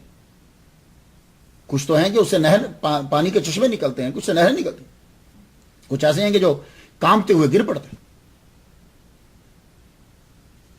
तो फरमाया करते थे कि पत्थर को रख दिया जाए तो पत्थर मोम हो जाए, और अगर शैतान को बांधकर आपकी महफिल में बिठा दिया जाए कि जिसमें आप तकरीर फरमा रहे हो, तो शैतान जो है वो तायब हो जाए। ये कैफियत को बयान कर रहे हो। ये इतना असर होता था आपकी तकरीर के अंदर, और आप तदरीस भी करवाते थे। वो क्या, आप हदीस पढ़ाया करते थे। आपने हदीस मुबारक बहुत से स्कॉलर से सुनी है और इजाजत ली है और पढ़ाई। आप इमला करवाया करते थे, चलिए लिखिए काला काला काला फलां अन फलां अन फलां अन फलां अन फलां अन फलां। ये इमला 437 में हदीस की इमला आपने शुरू करवाई अपने मदरसा के अंदर। लोगों को हदीस पढ़ाया करते थे, लिखवाया करते थे। लेकिन फिर बाद में क्या हुआ कि जब वो इब्तला का दौर शुरू हुआ, तुगरल बेग का दौर शुरू हुआ, ये राब्ता जो है वो कट गया। उसके बाद फिर दोबारा शुरू हुआ ये राब्ता। अब मुफस्सिर थे, मुहद्दिस थे, मुसन्निफ थे, अदीब थे, शायर थे, खुशनवीस थे, हर इल्म में आपने मेहनत की। और ये सुनिए, उस दौर में तो जो स्कॉलर होता था वो हर सब्जेक्ट में PhD होता था। वो ये नहीं करता था कि किताब को शुरू से पढ़ा और बंद कर दिया, नहीं, वो माहिर होता था उस इल्म के अंदर, तभी वो सीट के ऊपर बैठता था। आज के दौर में तो हम किसी एक में जाके अल्लामा बनते हैं, PhD होते हैं, बाद नहीं, वो हर उस सब्जेक्ट में PhD कर लेते थे। अल्लाह का फजल होता था उन पर। घुड़सवारी सीखी, नहवी गजब के थे आप, और अरबी लुगत, अल्लाह अकबर जल्ल शान। मगर तसव्वुफ का रंग जो है वो इन तमाम के ऊपर जो है वो गालिब आ गया। तो 437 हिजरी में आपने पढ़ाना शुरू किया, फिर बीच में राब्ता जो है वो कट गया, आपको नशापुर जो है वो छोड़ना पड़ा। 455 हिजरी में दोबारा वापिस आए, फिर से आपने यही काम शुरू किया। फिर आप आखिरी दम तक आप यही सिलसिला जारी रहा। लोग अक्सर कहते हैं कि सूफिया कराम जो है ये सही नहीं होते, इनको दीन का पता नहीं होता। मैं अर्ज करना चाहूंगा, प्लीज आप पढ़िए। माशाल्लाह हज़रत अहमद तो मेरा भी अल्लाह ताला का बड़ा करम है कि मेरी वजह से बहुत सारे लोग जो हैं वो औलिया कराम की तरफ फिर पलटे। अब उनको पढ़ने लगे, उन्हें पता चला कि यार असल दीन तो इनके पास है। अब जरा तौहीद सुन लीजिए, इमाम कुशैरी रहमतुल्लाह की तौहीद सुन लीजिए, सूफी की तौहीद सुन लीजिए। ऐ खुदा, मैं तुम्हारे एहसानात का शुक्र अदा नहीं कर सकता, और ना कोई जुबान तुम्हारी बुलंदियों को बयान कर सकती है। अल्लाह का वजूद हमेशा से यकता रहा है, उसका माजी मुस्तकबिल वक़्त की बंदिशों से बाला है। कोई वजूद उसे महसूर नहीं कर सकता, ना कोई आंख उसे देख सकती। अल्लाह अकबर। बराबर आप रिसाला कुशैरिया का मुकदमा पढ़िएगा, यकीन जानिए क्या अबारत इस्तेमाल करते हैं और क्या लफ्ज इस्तेमाल करते हैं, अल्लाह ताला की तौहीद बयान करते हैं। तसानीफ, जब आदमी के पास इल्म होता है, उसका दिल चाहता है कि मैं लिखूं और लिख दूं ताकि बाद में आने वाले लोग उससे इस्तेफादा करते रहें और मुझे भी सवाब मिलता रहे। वो किताबें बेचने के लिए नहीं लिखा करते थे, क्योंकि उस दौर के अंदर किताबें अपने हाथों से लिखी जाती थी। उसके बाद कापियों को, उसकी कापियां लिखवा कर मुख्तलिफ शहरों में, मुख्तलिफ जगहों में तकसीम कर दी जाती, और लोग उससे इस्तेफादा करते थे। उससे पैसे नहीं मिलते थे कि रॉयल्टी मिल रही, नहीं, ऐसा नहीं होता था। तो आप अल्लाह और उसके रसूल की रजा के लिए किताब लिखा। कहते हैं कि 30 के करीब आपकी किताबें हैं। अब छपकर कितनी आई हैं? बहुत कम है। अब तफसीरुल कबीर, इसके बारे में कहा जाता है कि आपकी पहली किताब है, यह पहली है। अल्लामा जलालुद्दीन अस्यूती रहमतुल्लाह अलैह ने इसे अजवदुत तफासिर कहा। इसके अंदर जब आप इसको पढ़े, और किताब आदमी की किताब बता देती है कि इस दौर के अंदर आदमी कहां है और उसके अंदर नॉलेज जो है वो कितना है इस दौर में। तो आप जब उनकी तफसीर ये पहली पढ़ेंगे तो आपको इसके अंदर लुगत मिलेगी, इश्तिकाक मिलेगा, नहव मिलेगी, असबाब नज़ूल मिलेंगे, आपको अखबार मिलेंगे, और किसस इनसे बात की गई। इसके अंदर पता चल जाता है कि आलमी जो लिखने वाला है, मुफस्सिर जो है, इसकी नजर बहुत दूर तक है, उसके पास इल्म है। और आपने हजरत अबू अली दक्काक से ملاقات اور پڑھنے کے بعد اسے مکمل کیا.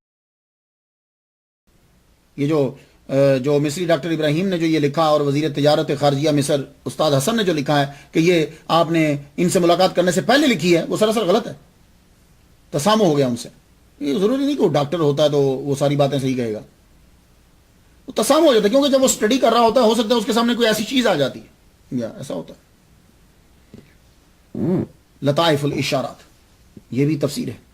قرآن مجید کی چیدہ چیدہ آیات جو ہیں ان کی تفسیر کی گئی، اس کے اندر معارف بیان کیے گئے، اس کے اندر حقائق آپ نے بیان کیے جن کے اوپر صوفیانہ رنگ جو ہے وہ غالب ہے. سیرت المشائخ، یہ کتاب بھی آپ کی ہے. کتاب المعراج، یہ کتاب بھی امام قشیری رحمۃ اللہ علیہ کی ہے، کتاب المعراج جو ہے. اور یہ کتاب قاہرہ سے ڈاکٹر علی حسن عبد القادر نے شائع کی ہے. اس کتاب کے اندر امام صوفیہ امام قشیری رحمہ اللہ تعالیٰ نے ان تمام احادیث کو جمع کر دیا ہے کہ جن احادیث کا تعلق جو ہے وہ حضور صلی اللہ علیہ وآلہ وسلم کے معراج کے ساتھ ہے. اور اس میں حدیث بیان کرتے ہوئے تشریح بھی کی، حدیث کی اعتراضات کے جو ہیں وہ جواب دیے. تو معلوم یہ ہوا کہ اولیاء اور صوفیاء کرام جو ہیں یہ حضور صلی اللہ علیہ وآلہ وسلم کے معراج جسمانی کے قائل ہیں. لیکن معتزلہ جو ہیں، یہ جو باطل فرقہ ہے معتزلہ، انہوں نے سب سے پہلے حضور صلی اللہ علیہ وآلہ وسلم کے معراج جسمانی کا انکار کیا. اب اسی کی پیروی کرتے ہوئے بہت سارے لوگ آپ کو آج بھی ملیں گے کہ وہ یہی کہیں گے کہ حضور صلی اللہ علیہ وآلہ وسلم جاگتے ہوئے معراج پہ نہیں گئے. شکایت اہل سنہ، یہ کتاب ہی یہ بتاتی ہے کہ امام قشیری رحمہ اللہ نے جو یہ کتاب لکھی ہے اس کے اندر کچھ مسائل ہوں گے، کچھ اعتراضات ہوں گے. کتاب کا نام ہی بتا رہا ہے. یہ کتاب کیوں لکھی گئی؟ دیکھیے، جب کوئی آدمی جماعت بناتا ہے نا تو وہ اس کی شاید نیت ٹھیک ہوتی ہے جماعت بنانے والے کی، لیکن جو جماعت کے فالوورز آگے ہوتے ہیں جب وقت گزر جاتا ہے تو فالوورز کے سامنے اللہ رسول نہیں رہتا. پھر وہ فالوورز کے سامنے بعض اوقات ایسا ہوتا ہے صرف جماعت رہتی ہے. وہ پھر اپنی جماعت کو بچانے کے لیے اور جماعت کو بڑھانے کے لیے جھوٹ بھی بولے گا، قرآن اور حدیث کو بھی آگے پیچھے کرتا رہے گا. اس کا تجربہ ان لوگوں کو ہوتا ہے جو جماعت کے اندر گھس جاتے ہیں، باہر والے کو نہیں ہوتا. تو بنانے والے کی نیت ٹھیک ہو، لیکن بعد میں آنے والے پھر کیا کرتے ہیں کہ وہ تعصب کا شکار ہو جاتے ہیں. اور یہ ایک ایسی حقیقت ہے کہ جس کا کوئی آدمی انکار نہیں کر سکتا کہ جب اس سے شواف، حنابلہ، احناف اور موالک جو ہیں وہ یہ لوگ نہیں بچے تو آپ اور ہم لوگ کیا ہیں؟ دیکھ لیجیے جا کے.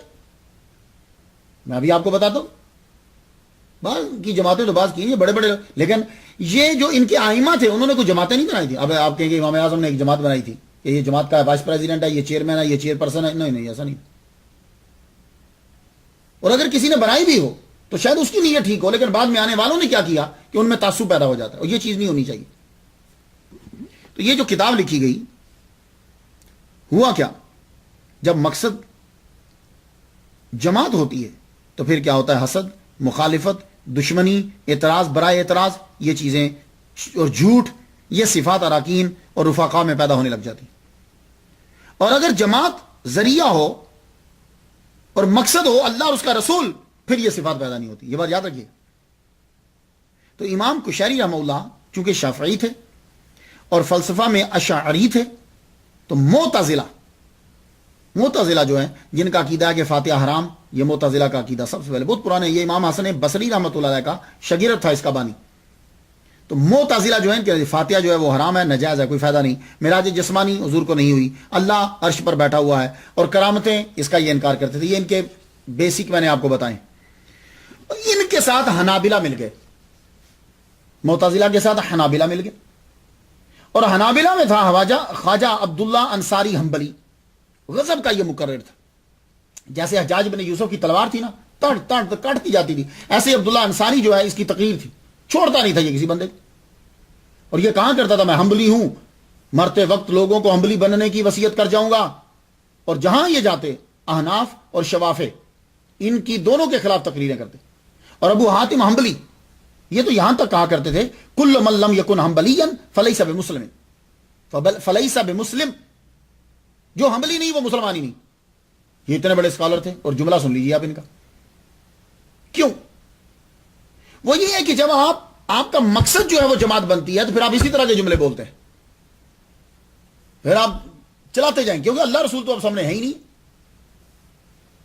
تو ہوا یہ، ان لوگوں نے اشاعرہ کے خلاف کتابیں لکھی، تقریریں کری، برسر منبر جو ہے وہ لان تان کی.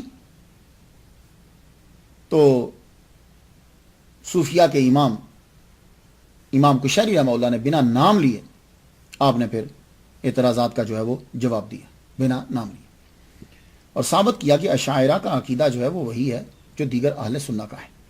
الفصول فی الاصول آپ نے کتاب لکھی، القصیدۃ الصوفیہ آپ نے کتاب لکھی، ناصب الحدیث و منسوخ آپ نے کتاب لکھی، منشور الخطاب فی شہود الالباب آپ نے کتاب لکھی، التوحید النبویہ کتاب لکھی، التوحید النبوی آپ نے کتاب لکھی، آداب الصوفیہ آپ نے کتاب لکھی، کتاب الجواہر عیون الاجوبہ فی اصول الاسئلہ، المقامات الثلاثہ، کتاب الاربعین فی الحدیث، کتاب احکام السماع، کتاب نحو القلوب الکبیر، کتاب نحو القلوب الصغیر، کتاب المناجات فی التذکیر، اور بلغۃ المقاصد فی التصوف، اور رسالۃ ترتیب السلوک فی طریقۃ اللہ، مجموعہ احادیث بسند شیخ۔ یہ کتابیں آپ کی تقریباً جو ہیں کچھ ان میں سے آ چکی ہیں، کچھ ابھی جو ہیں وہ کتب خانوں میں پڑی ہوئی ہیں۔ سب سے شورا آفاق کتاب آپ کی الرسالۃ الکشیریہ۔ ڈاکٹر پیر محمد حسن صدر شعبہ عربیہ بہاولپور یونیورسٹی کی تحقیق کے مطابق آپ نے یہ شورا آفاق رسالہ جو ہے وہ 437 ہجری میں لکھنا شروع کیا اور 438 ہجری کی اوائل کے اندر اس کو مکمل کر دیا آپ نے، اور یہی سن جو ہے وہ تقریباً دادا گنج بخش علی جویری رحمہ اللہ نے بھی اپنی کتاب کا آغاز تقریباً کوئی انہی سالوں میں 1-2 سال کے بعد آپ نے بھی کیا۔ تو دونوں ہم عصر ہیں، ملاقات بھی ان کی ہوئی ہے، ملاقات ہوئی ہے۔ دادا گنج بخش علی جویری رحمۃ اللہ علیہ نے امام کشیری رحمۃ اللہ علیہ کا ذکر اپنی کتاب کے اندر کیا، اللہ اکبر جل شانہ۔ یہ ہوتے ہیں صوفیہ، امام کشیری شافعی ہیں، دادا گنج بخش حنفی ہیں، لیکن ان کا ذکر کر رہے ہیں۔ تو تصوف کے اندر یہ ہوتا ہے، یہ بات یاد رکھیے۔ اب یہ کتاب کیوں لکھی گئی؟ اور بری نے اپنی کتاب صوفیزم کے صفحہ 74 پہ یہ لکھا ہے which was composed with the express purpose of rescuing Sufism from the ill fame to which it had been exposed by the extravagant antinomianism of the Malamatiyya۔ ایک ریزن اس کی جو ہے نا وہ یہ بیان کی ہے، رسالہ قریشیہ اس غرض سے لکھا گیا کہ تصوف اور صوفیہ کو اس بدنامی سے نجات دلائی جائے جس کا نشانہ یہ غالی لاؤبالی ملامتیہ کی وجہ سے بنے ہوئے تھے۔ یعنی تصوف کو گدلا کر دیا گیا تھا، ہر بندہ کہہ رہا ہے شریعت کے خلاف کام کر رہا ہے اور بورا میں صوفی ہے۔ تو یہ آج ہی کے دور کی پرابلم نہیں ہے، یہ پرابلم اس دور میں بھی تھی۔ تو اس دور کے اندر امام کشیری رحمۃ اللہ علیہ نے اس کو کلیئر کیا، بھائی صوفیزم یہ ہوتا ہے۔ تو آج کے دور میں آپ لوگ میرے ساتھی، ہم لوگ جو ہیں وہ یہ دنیا میں آگے پھیلا رہے ہیں کہ صوفیزم اصل میں کیا ہے۔ شریعت کے خلاف کام کرنا صوفیزم ہرگز نہیں ہے، یہ آپ لوگوں نے اب پھیلانا ہے، یہ بتلانا ہے۔ یہ میں عرض کر دوں آپ کو، اور ماشاءاللہ ہمارے ساتھ بہت آدمی، ممبئی کے اندر بہت کام ہو رہا ہے، ہمارے لیکچر جو ہیں وہ چینل پر چلائے جا رہے ہیں، MP3 جو ہے وہ اسے بنا کے آگے پھیلایا جا رہا ہے، DVD جو ہے وہ لوگ جو ہیں وہ سن رہے ہیں اسے، کچھ لوگ اپنے گھروں کے اندر روزانہ جو ہے ایک لیکچر سنتے ہیں۔ تو آپ بتاؤ کہ صوفیزم کیا ہے، کہ اصل میں صوفیزم جو ہے وہ وہی تو اسلام ہے، تصوف ہی تو اسلام ہے اصل میں۔ لیکن آج کل میں ایک بات آپ کو بتا دوں، امریکہ کے اندر اور یورپ کے اندر مولانا روم کو اور فرید الدین عطار رحمہ اللہ کو بڑا پسند کیا جا رہا ہے۔ غلط بات نہیں ہے، لیکن سوچنے کی بات ہے کہ کیا ہمارے تصوف کے اندر صرف 2 ہی ولی اللہ ہیں، فرید الدین عطار رحمہ اللہ اور مولانا رومی، ان کے علاوہ اور کوئی نہیں ہے؟ یہ ہے کویشچن۔ مجھ سے ایک صاحب نے پوچھا، میں پاکستان میں تھا تب، بہت بڑی گدی ہے، کہنے لگے سنا ہے کہ یورپ کے اندر تصوف بہت پھیل رہا ہے۔ میں نے کہا آپ کو کس نے کہا ہے کہ یورپ کے اندر تصوف بڑا پھیل رہا ہے؟ کیا یورپ کے سارے بندوں نے داڑھیاں رکھ لی ہیں، سر پہ پگڑیاں پہن لی ہیں؟ تصوف کہاں پھیل رہا ہے؟ کہنے لگے یہ مولانا روم اور یہ۔ میں نے کہا مجھے معلوم ہے، ڈاکٹر دیپک چوپڑا جو ہیں یہ تصوف مولانا روم کے مثنوی کو بڑا پھیلا رہے ہیں، بلکہ یہ جو ہالی ووڈ ہے پوری اس کے اوپر جو ہے وہ سب گائک نے مل کر گایا ہے مولانا روم کے کلام کو۔ اور مولانا حضرت فرید الدین عطار رحمہ اللہ کی جو وہ جو منطق الطیر ہے اس کے اوپر ڈرامے ہو رہے ہیں پوری یونیورسٹیز کے اندر، لندن کینیڈا میں ہو رہے ہیں، لندن میں ہو رہے ہیں، یہاں ہو رہے ہیں۔ تو میں نے کہا یہ تصوف نہیں پھیلا، خوش نہیں ہو، تمہاری سیاست پر بھی دوسروں کا قبضہ، تمہارے مذہب پر بھی دوسروں کا قبضہ، اسی طرح تمہارے تصوف پر بھی دوسروں کا قبضہ۔ اور آج کل تصوف کس طرح کا پھیلایا جا رہا ہے، سن لو، یہ ایک نیا تصوف تمہارے اندر ڈالا جا رہا ہے۔ وہ کچھ پیر لیے ہیں، ان کو پیروں کو ایک تصوف کا آئیکن بنا دیا گیا، تو آئیکن بنا کر ان کو وہ کام کروایا جا رہا ہے جو ان کی پسند کا ہے۔ وہ کیا؟ لڑکیوں اور لڑکوں کو اکٹھا بٹھایا جا رہا ہے تصوف کے اندر۔ تو آپ کے تصوف میں یہ جائز ہے لڑکی اور لڑکے اکٹھے بیٹھ جائیں؟ یہ کون سے تصوف کی تعلیم دے رہے ہو آپ؟ تو اس لیے خدا کے لیے ہمارے جو صوفیہ کرام کے جو امام ہیں ان میں سے صرف مولانا روم ہی نہیں ہے اکیلے. مولانا روم کا ایک اپنا الگ ایک ٹریک ہے. فرید الدین عطار جو ہیں یہ الگ ہیں. لیکن انہی کو کیوں لیا جا رہا ہے؟ اس لیے کہ ان کو لے کر ایک بہت سکوپ مل جاتا ہے اپنا مسلک بیچ میں گھسیڑنے کے لیے. تو اس لیے خوش مت ہوا کرو جب کبھی کوئی عیسائی یا یہودی تمہاری چیز کو اپنا رہا ہو تو اس میں اپنی حقانیت تسلیم نہ کیا کرو. اس میں فوراً سے ادھر پلٹ جایا کرو کہ جب امیر معاویہ رضی اللہ تعالیٰ عنہ کو شیطان اٹھا رہا تھا کہ اٹھیے فجر کی نماز پڑھ لیجئے، تو اس میں حالانکہ شیطان نماز سے روکتا ہے لیکن وہ یہ نماز کی تبلیغ اب کیوں کر رہا ہے؟ تو بس اس کا جو جواب آپ کے ذہن میں آ جائے گا تو یہ میری بات کا جواب بھی آ جائے گا کہ یہ کیا ہے. تو مراکو کے اندر جو تصوف نکالا جا رہا ہے، میں خود مراکش میں گیا کہ میں دیکھوں جا کر کے تصوف کیا ہے، تو کافی شاپ کے اندر لڑکیوں اور لڑکوں کا اکٹھا بیٹھ جانا، یہ خدا کی قسم یہ تصوف نہیں ہے. تصوف سن لیجئے جملہ صوفیہ کا. صوفیہ کا جملہ یہ ہے کہ پڑھانے والے حسن بصری ہوں، پڑھنے والی رابعہ بصریہ ہو، خانہ کعبہ کے اندر بیٹھ کر پڑھا رہے ہوں تب بھی ناجائز ہے تنہائی میں. یہ ہے، یہ بات یاد رکھیے گا. اور ایک جملہ میں اور بتاتا جاؤں ان بڑے بڑے صوفیوں کو، یہ جو عورتوں اور مردوں کے مجمع اکٹھے کر دیتے ہیں اور کہتے ہیں کہ یہ تصوف ہے. میں ایک بات کا مجھے جواب دے دیں، کیا ان کی عورتیں حضور پاک صلی اللہ علیہ وسلم کی بیویوں سے زیادہ پاک دامنہ ہیں؟ یا ان کے مرد جو ہیں وہ حضور صلی اللہ علیہ وسلم کے دور کے نبینہ صحابیوں سے زیادہ اچھے ہیں؟ یہ میں نبینہ کی قید لگا رہا ہوں، میں نے بینا کی قید ہی نہیں لگائی. کیوں؟ کہ نبینہ تو ویسے ہی نہیں دیکھ سکتا. لیکن اس دور میں نبینہ صحابی بھی اگر محفل میں آ جائے تو حضور صلی اللہ علیہ وآلہ وسلم اپنی ازواج کو کہہ رہے ہیں کہ پردے میں چلی جاؤ، کیونکہ اس کی اگر آنکھ نہیں ہے تو تمہاری آنکھ تو ہے. مجھے اس کا جواب دے دیں، تم حضور سے زیادہ بڑے ہو، تمہارے مجمع میں بیٹھنے والی عورتیں صحابہ حضور صلی اللہ علیہ وسلم کی ازواج سے زیادہ پاک دامنہ ہیں، اور تمہارے مجمع میں بیٹھے ہوئے بندے جو ہیں وہ حضور پاک صلی اللہ علیہ وسلم کے دور کے صحابیوں سے زیادہ نیک ہیں. تم کون سے تصوف کی تعلیم دے رہے ہو؟ تو خدا کے لیے تصوف کو تو پاک رہنے دو.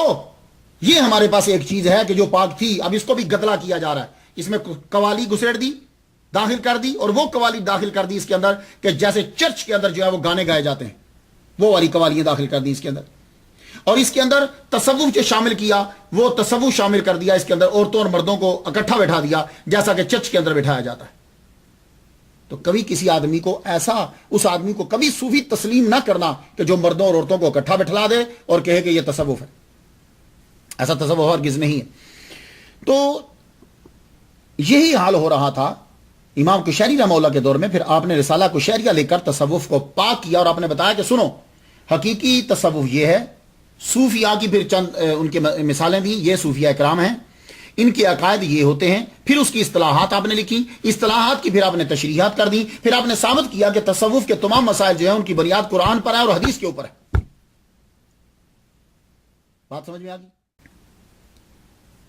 آپ نے اس کتاب کو اللہ اور اس کے رسول کی خاطر لکھا اور یہ کتاب بڑی مقبول ہوئی، رسالہ کشیریہ جو. اور اس کے بارے میں یہ کہا جاتا ہے کہ جس گھر میں یہ کتاب ہو وہاں کوئی آفت نازل نہیں ہوتی. اس لیے یہ رسالہ کشیریہ فوراً لیجیے آپ کتاب. اور یہ کتاب ڈاکٹر پیر محمد حسن صاحب کا ترجمہ ہو یا محمد صدیق ہزاروی صاحب کا ترجمہ، یہ دو دیکھ لیجیے گا کس نے ترجمہ کیا. اور یہ اپنے گھر کے اندر کتاب رکھی. اور یہ میں اپنے تمام سامعین کو جو میرے 77 لیکچر سن چکے ہیں ان کو یہ میں مشورہ دینے لگا ہوں. کبھی بات ذہن میں آتی ہے، کبھی نہیں آتی. آپ لوگ تصوف پر اٹھنے والے اعتراضات کا جواب دینا چاہتے ہو، یا آپ تصوف کے بارے میں جاننا چاہتے ہو، یا آپ تصوف پر عمل کرنا چاہتے ہو، تو آپ اپنے پاس 3 کتابیں رکھ لو. رسالہ کشیریہ،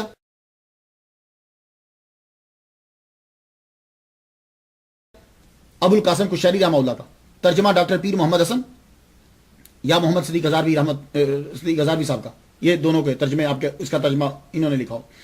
اس کے بعد کشف المحجوب،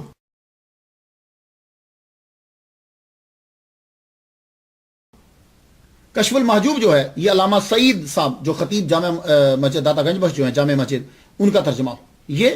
اور عوارف المعارف،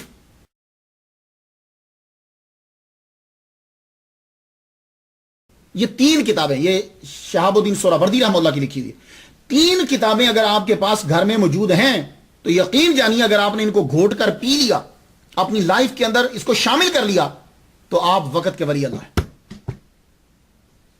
یہ 3 کتابیں آپ کے گھر کے اندر ہونی چاہیے. پھر آپ اعتراضوں کے جواب دے سکتے ہو, تصوف کو ثابت کر سکتے ہو, تصوف پر عمل کر سکتے ہو. یہ تینوں کتابیں پھر سن لیجئے, رسالہ قشیریہ, کشف المحجوب داتا گنج بخش الجویری رحمہ اللہ کی, اور شہاب الدین سہروردی رحمہ اللہ کی عوارف المعارف. یہ 3 کتابیں آپ کے گھر کے اندر لازمی طور پر ہونی چاہیے. پھر دیکھو کہ زندگی کیسے تبدیل ہوتی ہے. لیکن اس کا مطلب ہرگز نہیں ہے کیونکہ بندہ یہ کہتے ہو جی وہ کہہ رہے تھے کہ یہ کتابیں رکھا کرو اور انہوں نے کہا کہ قرآن نہ پڑھا کرو. میں نے کب کہا قرآن نہ پڑھا کرو؟ آپ عربی میں ماہر ہو تو جاؤ قرآن پڑھو, آپ عربی میں ماہر ہو تو حدیث پڑھو. لیکن عوارف المعارف, کشف المحجوب, رسالہ قشیریہ یہ گرنتھ کا ترجمہ نہیں ہے, یہ بھی قرآن ہی کی تشریح لکھی گئی ہے. اور کتاب کی شہرت کا اندازہ اس بات سے بھی ہوتا ہے کہ اس کی شرحیں کتنی لکھی گئی اور تراجم کتنی زبانوں میں ہو. امام قشیری رحمہ اللہ کی کتاب, اس کا ترجمہ جرمنی میں, فارسی میں, اردو میں, انگلش میں جرمنی میں کچھ حصوں کا ہے, مکمل نہیں ہے لیکن اب ہو رہا. امام قشیری رحمہ اللہ نے اس رسالے کو جو عربی میں آپ نے لکھا تھا آج سے 970 سال پہلے لکھا. 970 سال. اس کو پڑھنے کے بعد آپ جان جائیں گے کہ صوفیہ کرام کوئی نیا فرقہ نہیں ہے. تو جن لوگوں نے یہ کہا کہ ہندوستان میں پنڈتوں کے ساتھ رہ کے, جوگیوں کے ساتھ رہ کے یہ صوفی بن گئے, ان کو یہ کتاب کھول کے بتانا, کہنا 970 سال پہلے لکھی گئی تھی بھائی, اور یہ عربی میں ہے. جوگی عربی بولتے تھے. تو آپ کو خود علم ہونا ضروری ہے.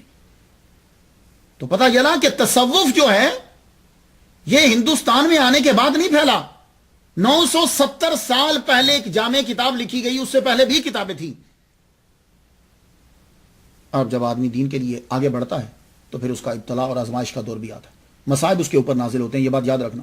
اس لیے آپ لوگ جب دین کے لیے کام کرنے نکلو, مسجد کا کام کر رہے ہو, دین کا کام کر رہے ہو, تو سب سے پہلے اوپر کی لائن پہ یہ لکھ لو, تمہیں گالیاں پڑیں گی, لوگ تمہیں برا کہیں گے. یہ اوپر کی لائنز میں لکھ لو.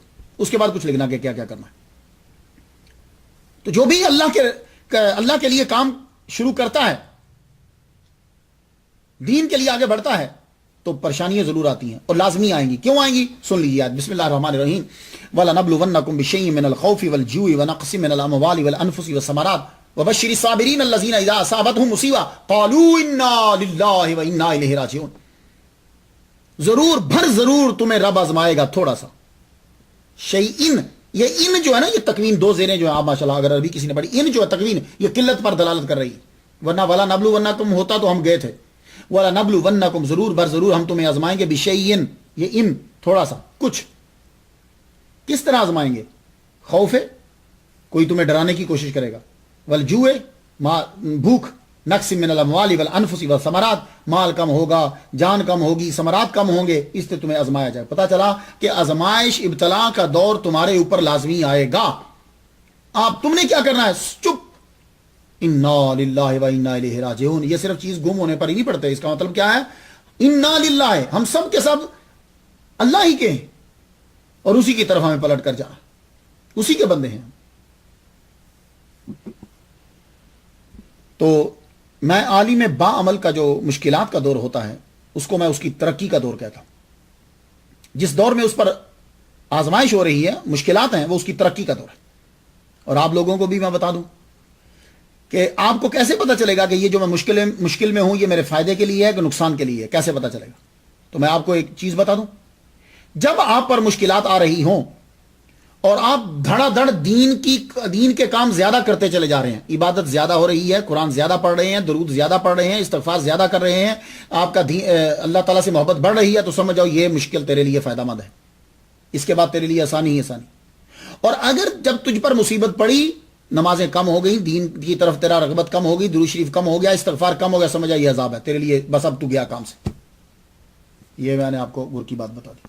تو اولیاء کرام اور عالم بعمل جب ان پر مشکل آتی ہے تو ان میں عبادت کم نہیں ہوتی, بڑھ جاتی ہے. ان میں یہ چیزیں کم نہیں ہوتی, نیکی کرتے چلے جاتے ہیں.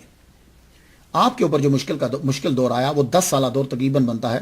یہ سلطان تغرل, تغرل, تغرل, تینوں پروننسیشن ہے. سلطان تغرل بیگ کا دور ہے. یہ سلجوق بادشاہت کا بانی ہے. اس نے تمام قبائل کو جو ہے وہ اکٹھا کیا, جو ادھر ادھر قبائل تھے, سب قبائل کو اکٹھا کرنے کے بعد اب حملہ شروع کیا. ایک شہر فتح, دوسرا فتح, تیسرا فتح, چوتھا فتح کرتے کرتے نیشاپور کو فتح کر لیا. نیشاپور کو جب اس نے فتح کیا تو اس کے بعد یہ اپنے نام کے ساتھ سلطان لکھنے لگ گیا. تو اصل نام اس کا کیا ہوا؟ رکن الدین ابو طالب محمد تغرل ریل یا رل بیگ. 1063 میں اس کی وفات ہوئی. یہ خود تو حنفی تھا لیکن حنفی سن کے تھا, بہت زیادہ پڑھ کے حنفی نہیں تھا. سن کے حنفی اور ہوتا ہے, جیسے ہم لوگ ہیں, ہم مسلمان ہیں, ہم لوگ بائی برتھ جو ہے وہ مسلمان ہیں, اس لیے ہمیں چیزوں کی اہمیت کا اتنا نہیں پتا. ہم بس نماز پڑھ رہے ہیں, حج کر رہے ہیں, یہ چیزیں کرتے چلے جا رہے ہیں بس. یہ سن کر حنفی بنا, خود پڑھا نہیں, ریسرچ تحقیق نہیں کی ہوئی. اس لیے اب جو آدمی سن کر آج کل کے دور میں جتنے مسلمان ہیں تقریباً ان کے جو عقائد ہیں وہ سن کر ہیں, خود ریسرچ نہیں کی ہوئی. خود جب ریسرچ کریں گے حقیقت واضح ہو جائے گی. تو ہوا کیا, اس کا جو وزیر تھا اس وزیر نے ابو نصر منصور بن محمد, یہ معتزلی تھا. تو معتزلی جو ہیں ان کا بھی عقیدہ یہی ہے کہ خود کو چھپا کے رکھو. یہ معتزلی تھا لیکن کہتا تھا کہ میں حنفی ہوں, اور خود کو دولت کمانے کے لیے, خود کو بچانے کے لیے اور اپنے بد عقیدگی کو پھیلانے کے لیے خود کو چھپا لیتے ہیں یہ لوگ, اور اس کو مختلف نام دیتے ہیں, پھر قرآن و حدیث سے بھی اس کو ثابت کرتے ہیں اپنے جھوٹ کو. اس کا یہ عقیدہ تھا کہ قرآن اللہ کی مخلوق ہے, کرامت کا کوئی وجود نہیں. تم فاتحہ جو پڑھتے ہو یا نیکی کا ثواب دیتے ہو وہ مردے کو نہیں ملتا, اور دوسرے مسلمانوں کا قتل کرنا ان کے لیے جائز تھا. تو یہ لوگ کیا کرتے ہیں کہ ان کا ٹارگٹ جو ہے وہ امیر لوگ ہوتے ہیں اور بادشاہ ہوتے ہیں. جب یہ امیر لوگوں کو, بادشاہوں کو پکڑ لیتے ہیں, پھر یہ اپنے بد عقیدگی کو پھیلاتے ہیں, بائی فورس پھیلاتے ہیں. لوگ قبول تو نہیں کرتے. یہی کام ابو نصر منصور بن محمد نے یہ کرا. معتزلی نے خود کو چھپا لیا, حنفی بنائے رکھا. اس کو ڈر کس بات تھا؟ اس کو ڈر تھا اس بندے سے جو ابو سہل محمد شافعی ہیں. امیر آدمی تھے, لینڈ لارڈ تھے, سخی تھے, عالم تھے. لوگ ان کے گھر آتے تھے, سخاوت کے قصے مشہور تھے. بادشاہ بھی تغرل بھی ان کو عقیدت کی نظر سے دیکھتا تھا. اس کو یہ ڈر تھا کہ کہیں اس ملا کو یہ ڈر تھا کہ میری وزارت نہ چھن جائے. اللہ پہ ان کا بھروسہ کوئی نہیں ہوتا, میری وزارت نہ چھن جائے. اب اس نے چلاکی کیا چلی, یہ خود تو معتزلی تھا. اس نے یہ کیا کہ کہنے لگا, بادشاہ کے کان جو ہے اس نے بھر دیے. تو خود ہی معتزلی ہے, تو بادشاہ کو کہتا ہے کہ معتزلہ کے خلاف جو ہے وہ آپ حکم نامہ جاری کر دیجئے کہ معتزلہ جو ہے ان پر لعنت کری جائے. یہ فاتحہ کے منکر ہیں, معراج جسمانی کے منکر ہیں, حضور صلی اللہ علیہ وسلم کرامات کے منکر ہیں, اور اللہ تعالیٰ کو عرش پر بٹھاتے ہیں. یہ اپنے خلاف کیوں؟ یہ لا جب پاس ہو جائے گا تو پھر کیا ہوگا؟ یہ لا, اور معتزلی جو ہیں یہ حضرت ابوبکر صدیق رضی اللہ تعالیٰ عنہ, حضرت عمر کو بھی گالیاں دیتے ہیں. تو یہ جب لا پاس ہو جائے گا تو اس لا کے انڈر رہ کر یہ پھر اشاعرہ کو دبائے گا. اصل میں اس کو اشاعرہ کو دبانا تھا, کیونکہ اشاعرہ جو ہیں یہ پہلے ابو الحسن اشعری, یہ پہلے معتزلی تھے, پھر انہوں نے اس سے توبہ کر لی. اب اس نے یہ چلاکی چلی, اور جب وہ لا پاس ہو گیا تو معتزلہ کے بارے میں کیا برا بھلا کہنا تھا, اس نے اشاعرہ کے خلاف شروع کر دیا کام, شافعیوں کے خلاف بولنا شروع کر دیا, اور خود کو کہا جی میں حنفی ہوں. تو جو جہاں چکر چلتا وہاں وہ نام لے دیتے تاکہ یہ لوگ دوسرے بدنام ہو جائے. جب یہ لا پہنچا تو اشاعرہ کے خلاف بازاروں میں, مساجد میں, مدارس میں لڑائی شروع. اور ایسے حالات میں جب ابو سہل نے, شیخ ابو سہل نے اور امام کشیری رحمہ اللہ نے تقاریر کی, دفاع کیا, تو انہوں نے شور مچا دیا. وہ تقریر تو کرتے تھے کہ دفاع کر رہے تھے کہ بھائی ہم پہ یہ اعتراض ہوتا ہے, اس کا جواب یہ. کہنے لگے یہ دیکھیے فرقہ وارائیت پھیلا رہے ہیں, ان کو بند کیا جائے, دونوں کو قید کر دیا جائے, یہ دہشت گردی پھیلا رہے ہیں, دونوں دہشت گرد ہیں. ان کو یہ کہہ کر پھر لا پاس کروایا, اور حکم نامہ جاری ہو گیا کہ شیخ ابو سہل کو اور امام کشیری شافعی کو ان کو پکڑ کے اندر کر دیا جائے. ابو سہل تو وہاں تھے نہیں, امام کشیری جو ہیں ان کو پکڑ لیا گیا. ان لڑکوں نے پکڑ کے پہلے ان کو گھسیٹا, یہ بدعتی ہے, یہ فراں ہے, یہ غلط کہتے ہیں, یہ اللہ کو وہاں بٹھاتے ہیں, جبکہ ان کا عقیدہ اپنا تھا. گھسیٹا گیا, اس کے بعد ان کو قید میں ڈال دیا گیا. شیخ ابو سہل کو جب پتا چلا تو آپ نے اپنے سورسز کو استعمال کیا. سورسز کو استعمال کرنے کے بعد آپ نے حاکم تک بات پہنچائی, لیکن اب بات نہیں بولی. پھر آپ حاکم سے خود ملے, آپ نے کہا دیکھو کہ انہیں چھوڑ دو, ان کا قصور ہی کیا ہے. لیکن وہ دلائل کیسے مانے؟ اس نے بجائے اس کے کہ دلائل مانتا حملہ کر دیا. جب حملہ کیا تو شیخ ابو سہل کے جو مریدین تھے, چاہنے والے تھے, انہوں نے بھی تلواریں اٹھا لی. اب حاکم کی طرف سے تیر اندازی شروع ہو گئی, تیر اتنے برسائے گئے کہ ان کے تیر ختم ہو گئے. اب جب حاکم نے دیکھا کہ میں مرنے والا ہوں تو وہ بھاگ گیا. جب وہ بھاگا اب امام کشیری رحمہ اللہ کو قید سے چھڑا لیا گیا. امام کشیری رحمہ اللہ کو قید سے چھڑا کر رائے میں لے گئے. یہ ایران کے اندر یہ علاقہ ہے, رائے میں لے کر, تہران میں ہے غالباً, رائے میں لے گئے. وہاں جب پہنچے تو وہاں سلطان کو خبر ہو چکی تھی, اور یہ شیخ ابو سہل بھی وہاں پہنچ گئے, اور یہ معتزلی جو تھا یہ بھی وہاں پہنچ گیا. اب جب فوج برابر میں آئی تو ان کی فوج کم تھی, انہوں نے ابو سہل کو گرفتار کر لی. گرفتار کرنے کے بعد اندر ڈال دیا, لیکن امام کشیری رحمہ اللہ جو ہے وہ جا چکے تھے. ان کو جب قید میں ڈال دیا, بعد میں چھوڑنا پڑا سلطان کو, کیونکہ ان کی طاقت جو ہے وہ بہت زیادہ تھی. امام کشیری رحمہ اللہ اب اپنا ہی شہر چھوڑ کر کبھی اس شہر کبھی اس شہر, کبھی بغداد جا رہے ہیں کبھی کہیں جا رہے ہیں، لیکن جہاں جاتے آپ کی عزت بڑھتی. صوفی جہاں بھی جاتا ہے، ولی کامل جہاں جاتا ہے، وہ شہر اس کا اپنا ہوتا ہے، وہ لوگ اس کے اپنے ہوتے ہیں. وہ کیوں؟ اس لیے کہ اللہ ہر جگہ ہے، اللہ ہر جگہ کا حاکم ہے، سب بندے اللہ کے ہیں، پھر وہ اللہ کی رضا کی خاطر تبلیغ کرتا ہے. اور آپ جب جا رہے ہیں تو بغداد اس سے ہوتے ہوئے آگے بغداد رستے میں رکے، قائم بامر اللہ کی حکومت تھی، وہاں رکے. اس نے خاص طور پر اپنے محل کے اندر ٹھہرایا آپ کو، محافل سے جائیں، وہاں سے بھی آپ گئے آگے جل شانہ. تو آپ حج کرنے کے لیے نکلے، پہنچے تو اس سال 400 قاضی وہاں حج کرنے کے لیے پہنچ گئے، دور دراز علاقے سے، کوئی ادھر سے کوئی ادھر سے، کیونکہ ظاہر ہے معتزلی فرقے کا اثر اتنا تھا، بڑے بڑے علماء اپنی جان بچا کر وہاں پہنچے اور حج کے اوپر جو ہے وہاں اکٹھے ہو گئے.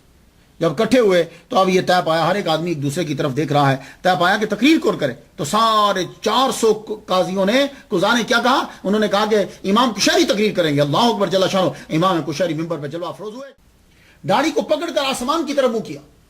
کتنی دیر تک آپ اوپر کی طرف دیکھتے رہے، جیسے قد نرا وہ حضور پاک دیکھ رہے تھے نا مسجد قبلتین میں، ایسے یوں بلندی کی طرف دیکھتے رہے. اس کے بعد تقریر کرتے حمد و ثنا کی. حمد و ثنا کے بعد آپ نے فرمایا، خراسان کے رہنے والوں جاؤ، ابو نصر منصور معتزلی کے ٹکڑے کر دیے گئے ہیں، اس کے جسم کاٹ دیا گیا ہے، جاؤ اپنے ملکوں میں واپس چلے جاؤ.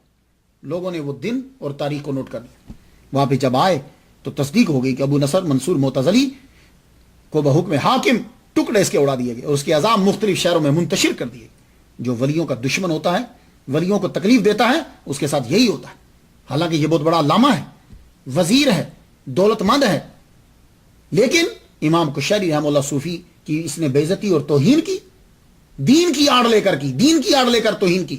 تو اللہ تعالیٰ تو قرآن نبی کی حدیث ہم تک پہنچ چکی، من عاد لی ولی فقد آذنتہ بالحرب، جس نے میرے ولی سے دشمنی کی میں اس سے اعلان جنگ کرتا ہوں. یہ اعلان جنگ ہوتا ہے اللہ کا. آپ سمجھ میں آئیے، اللہ تعالیٰ یہ نہیں ہے کہ گولیاں چلا دیتا ہے اس کے اوپر یا نہ، وہ اس کی موت بڑی بھینکر ہوتی ہے. اس لیے آؤ ہمارے ساتھ شامل ہو جاؤ. ہماری کوئی جماعت نہیں ہے، بس ایک سبق ہے، وہ یہ اللہ سے پیار ثابت ہوتا ہے جب اس کے بندوں سے تم پیار کرو. تو یہ بندے اس کے قریبی بندے ہیں ولی کا، ان سے پیار کرو، ان کا ذکر کرو. امام کشیری رحمہ اللہ آپ کی عزت ہر جگہ ہوتی. تو جب یہ امام کشیری رحمہ اللہ نیشاپور جب واپس آئے تو نیشاپور سے توس آئے. 1063 میں اس کی تغرل بیگ کی وفات ہو گئی.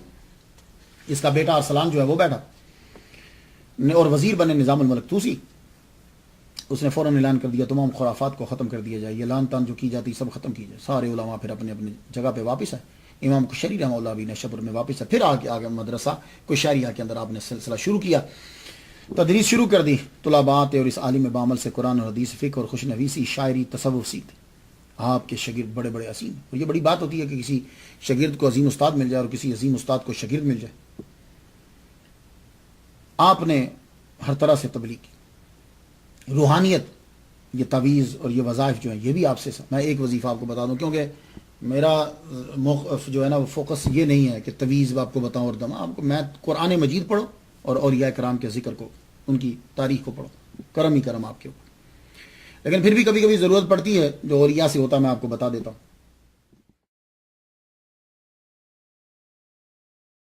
آپ کے بڑے صاحبزادہ بیمار ہوئے، اتنے بیمار ہوئے کہ ڈاکٹروں نے لا علاج قرار دے دیا. بیٹے کی ماں جو ہے آپ کی زوجہ بہت پریشان رہنے.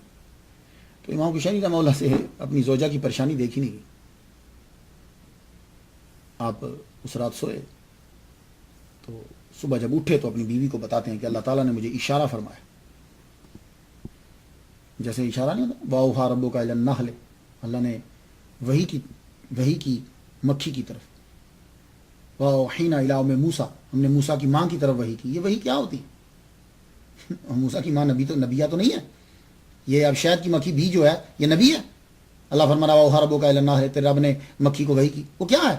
وہ بات بٹھا دینا اس کے سسٹم کے اندر، اس کے ذہن کے اندر بات بٹھانا. اس کو کہا، کہتے ہیں اللہ نے مجھے کہا، مجھے اشارہ ہوا، میں نے آواز سنی. ان ناموں سے، ان لفظوں سے اس کو تعبیر کیا جاتا ہے. اعتراض کرنے والوں کو خدا کا خوف کیا کرو یار. تم لوگوں کو صرف ولی کامل ہی ملے ہیں. تو آپ کو جو اشارہ ہوا، جو بتایا گیا، جو غیبی آواز آئی، وہ یہی ہے جو واؤہا ربک الی النحل. صبح اٹھے تو فرمانے لگے کہ مجھے اللہ تعالیٰ نے اللہ تعالیٰ کی طرف سے یہ اشارہ ہوا ہے کہ یہ آیات اگر لکھ کر پلا دی جائیں تو بچہ شفا یاب ہو جائے.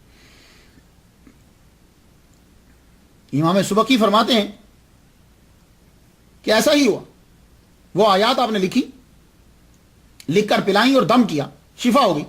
اس کے بعد جتنے بھی شافعی سلسلے کے اندر ہیں شوافے, بہت سارے جو ہیں وہ صوفیاء, ان آیات کو انہوں نے اپنا جو ہے وہ اپنے سلسلے میں شامل کر لی.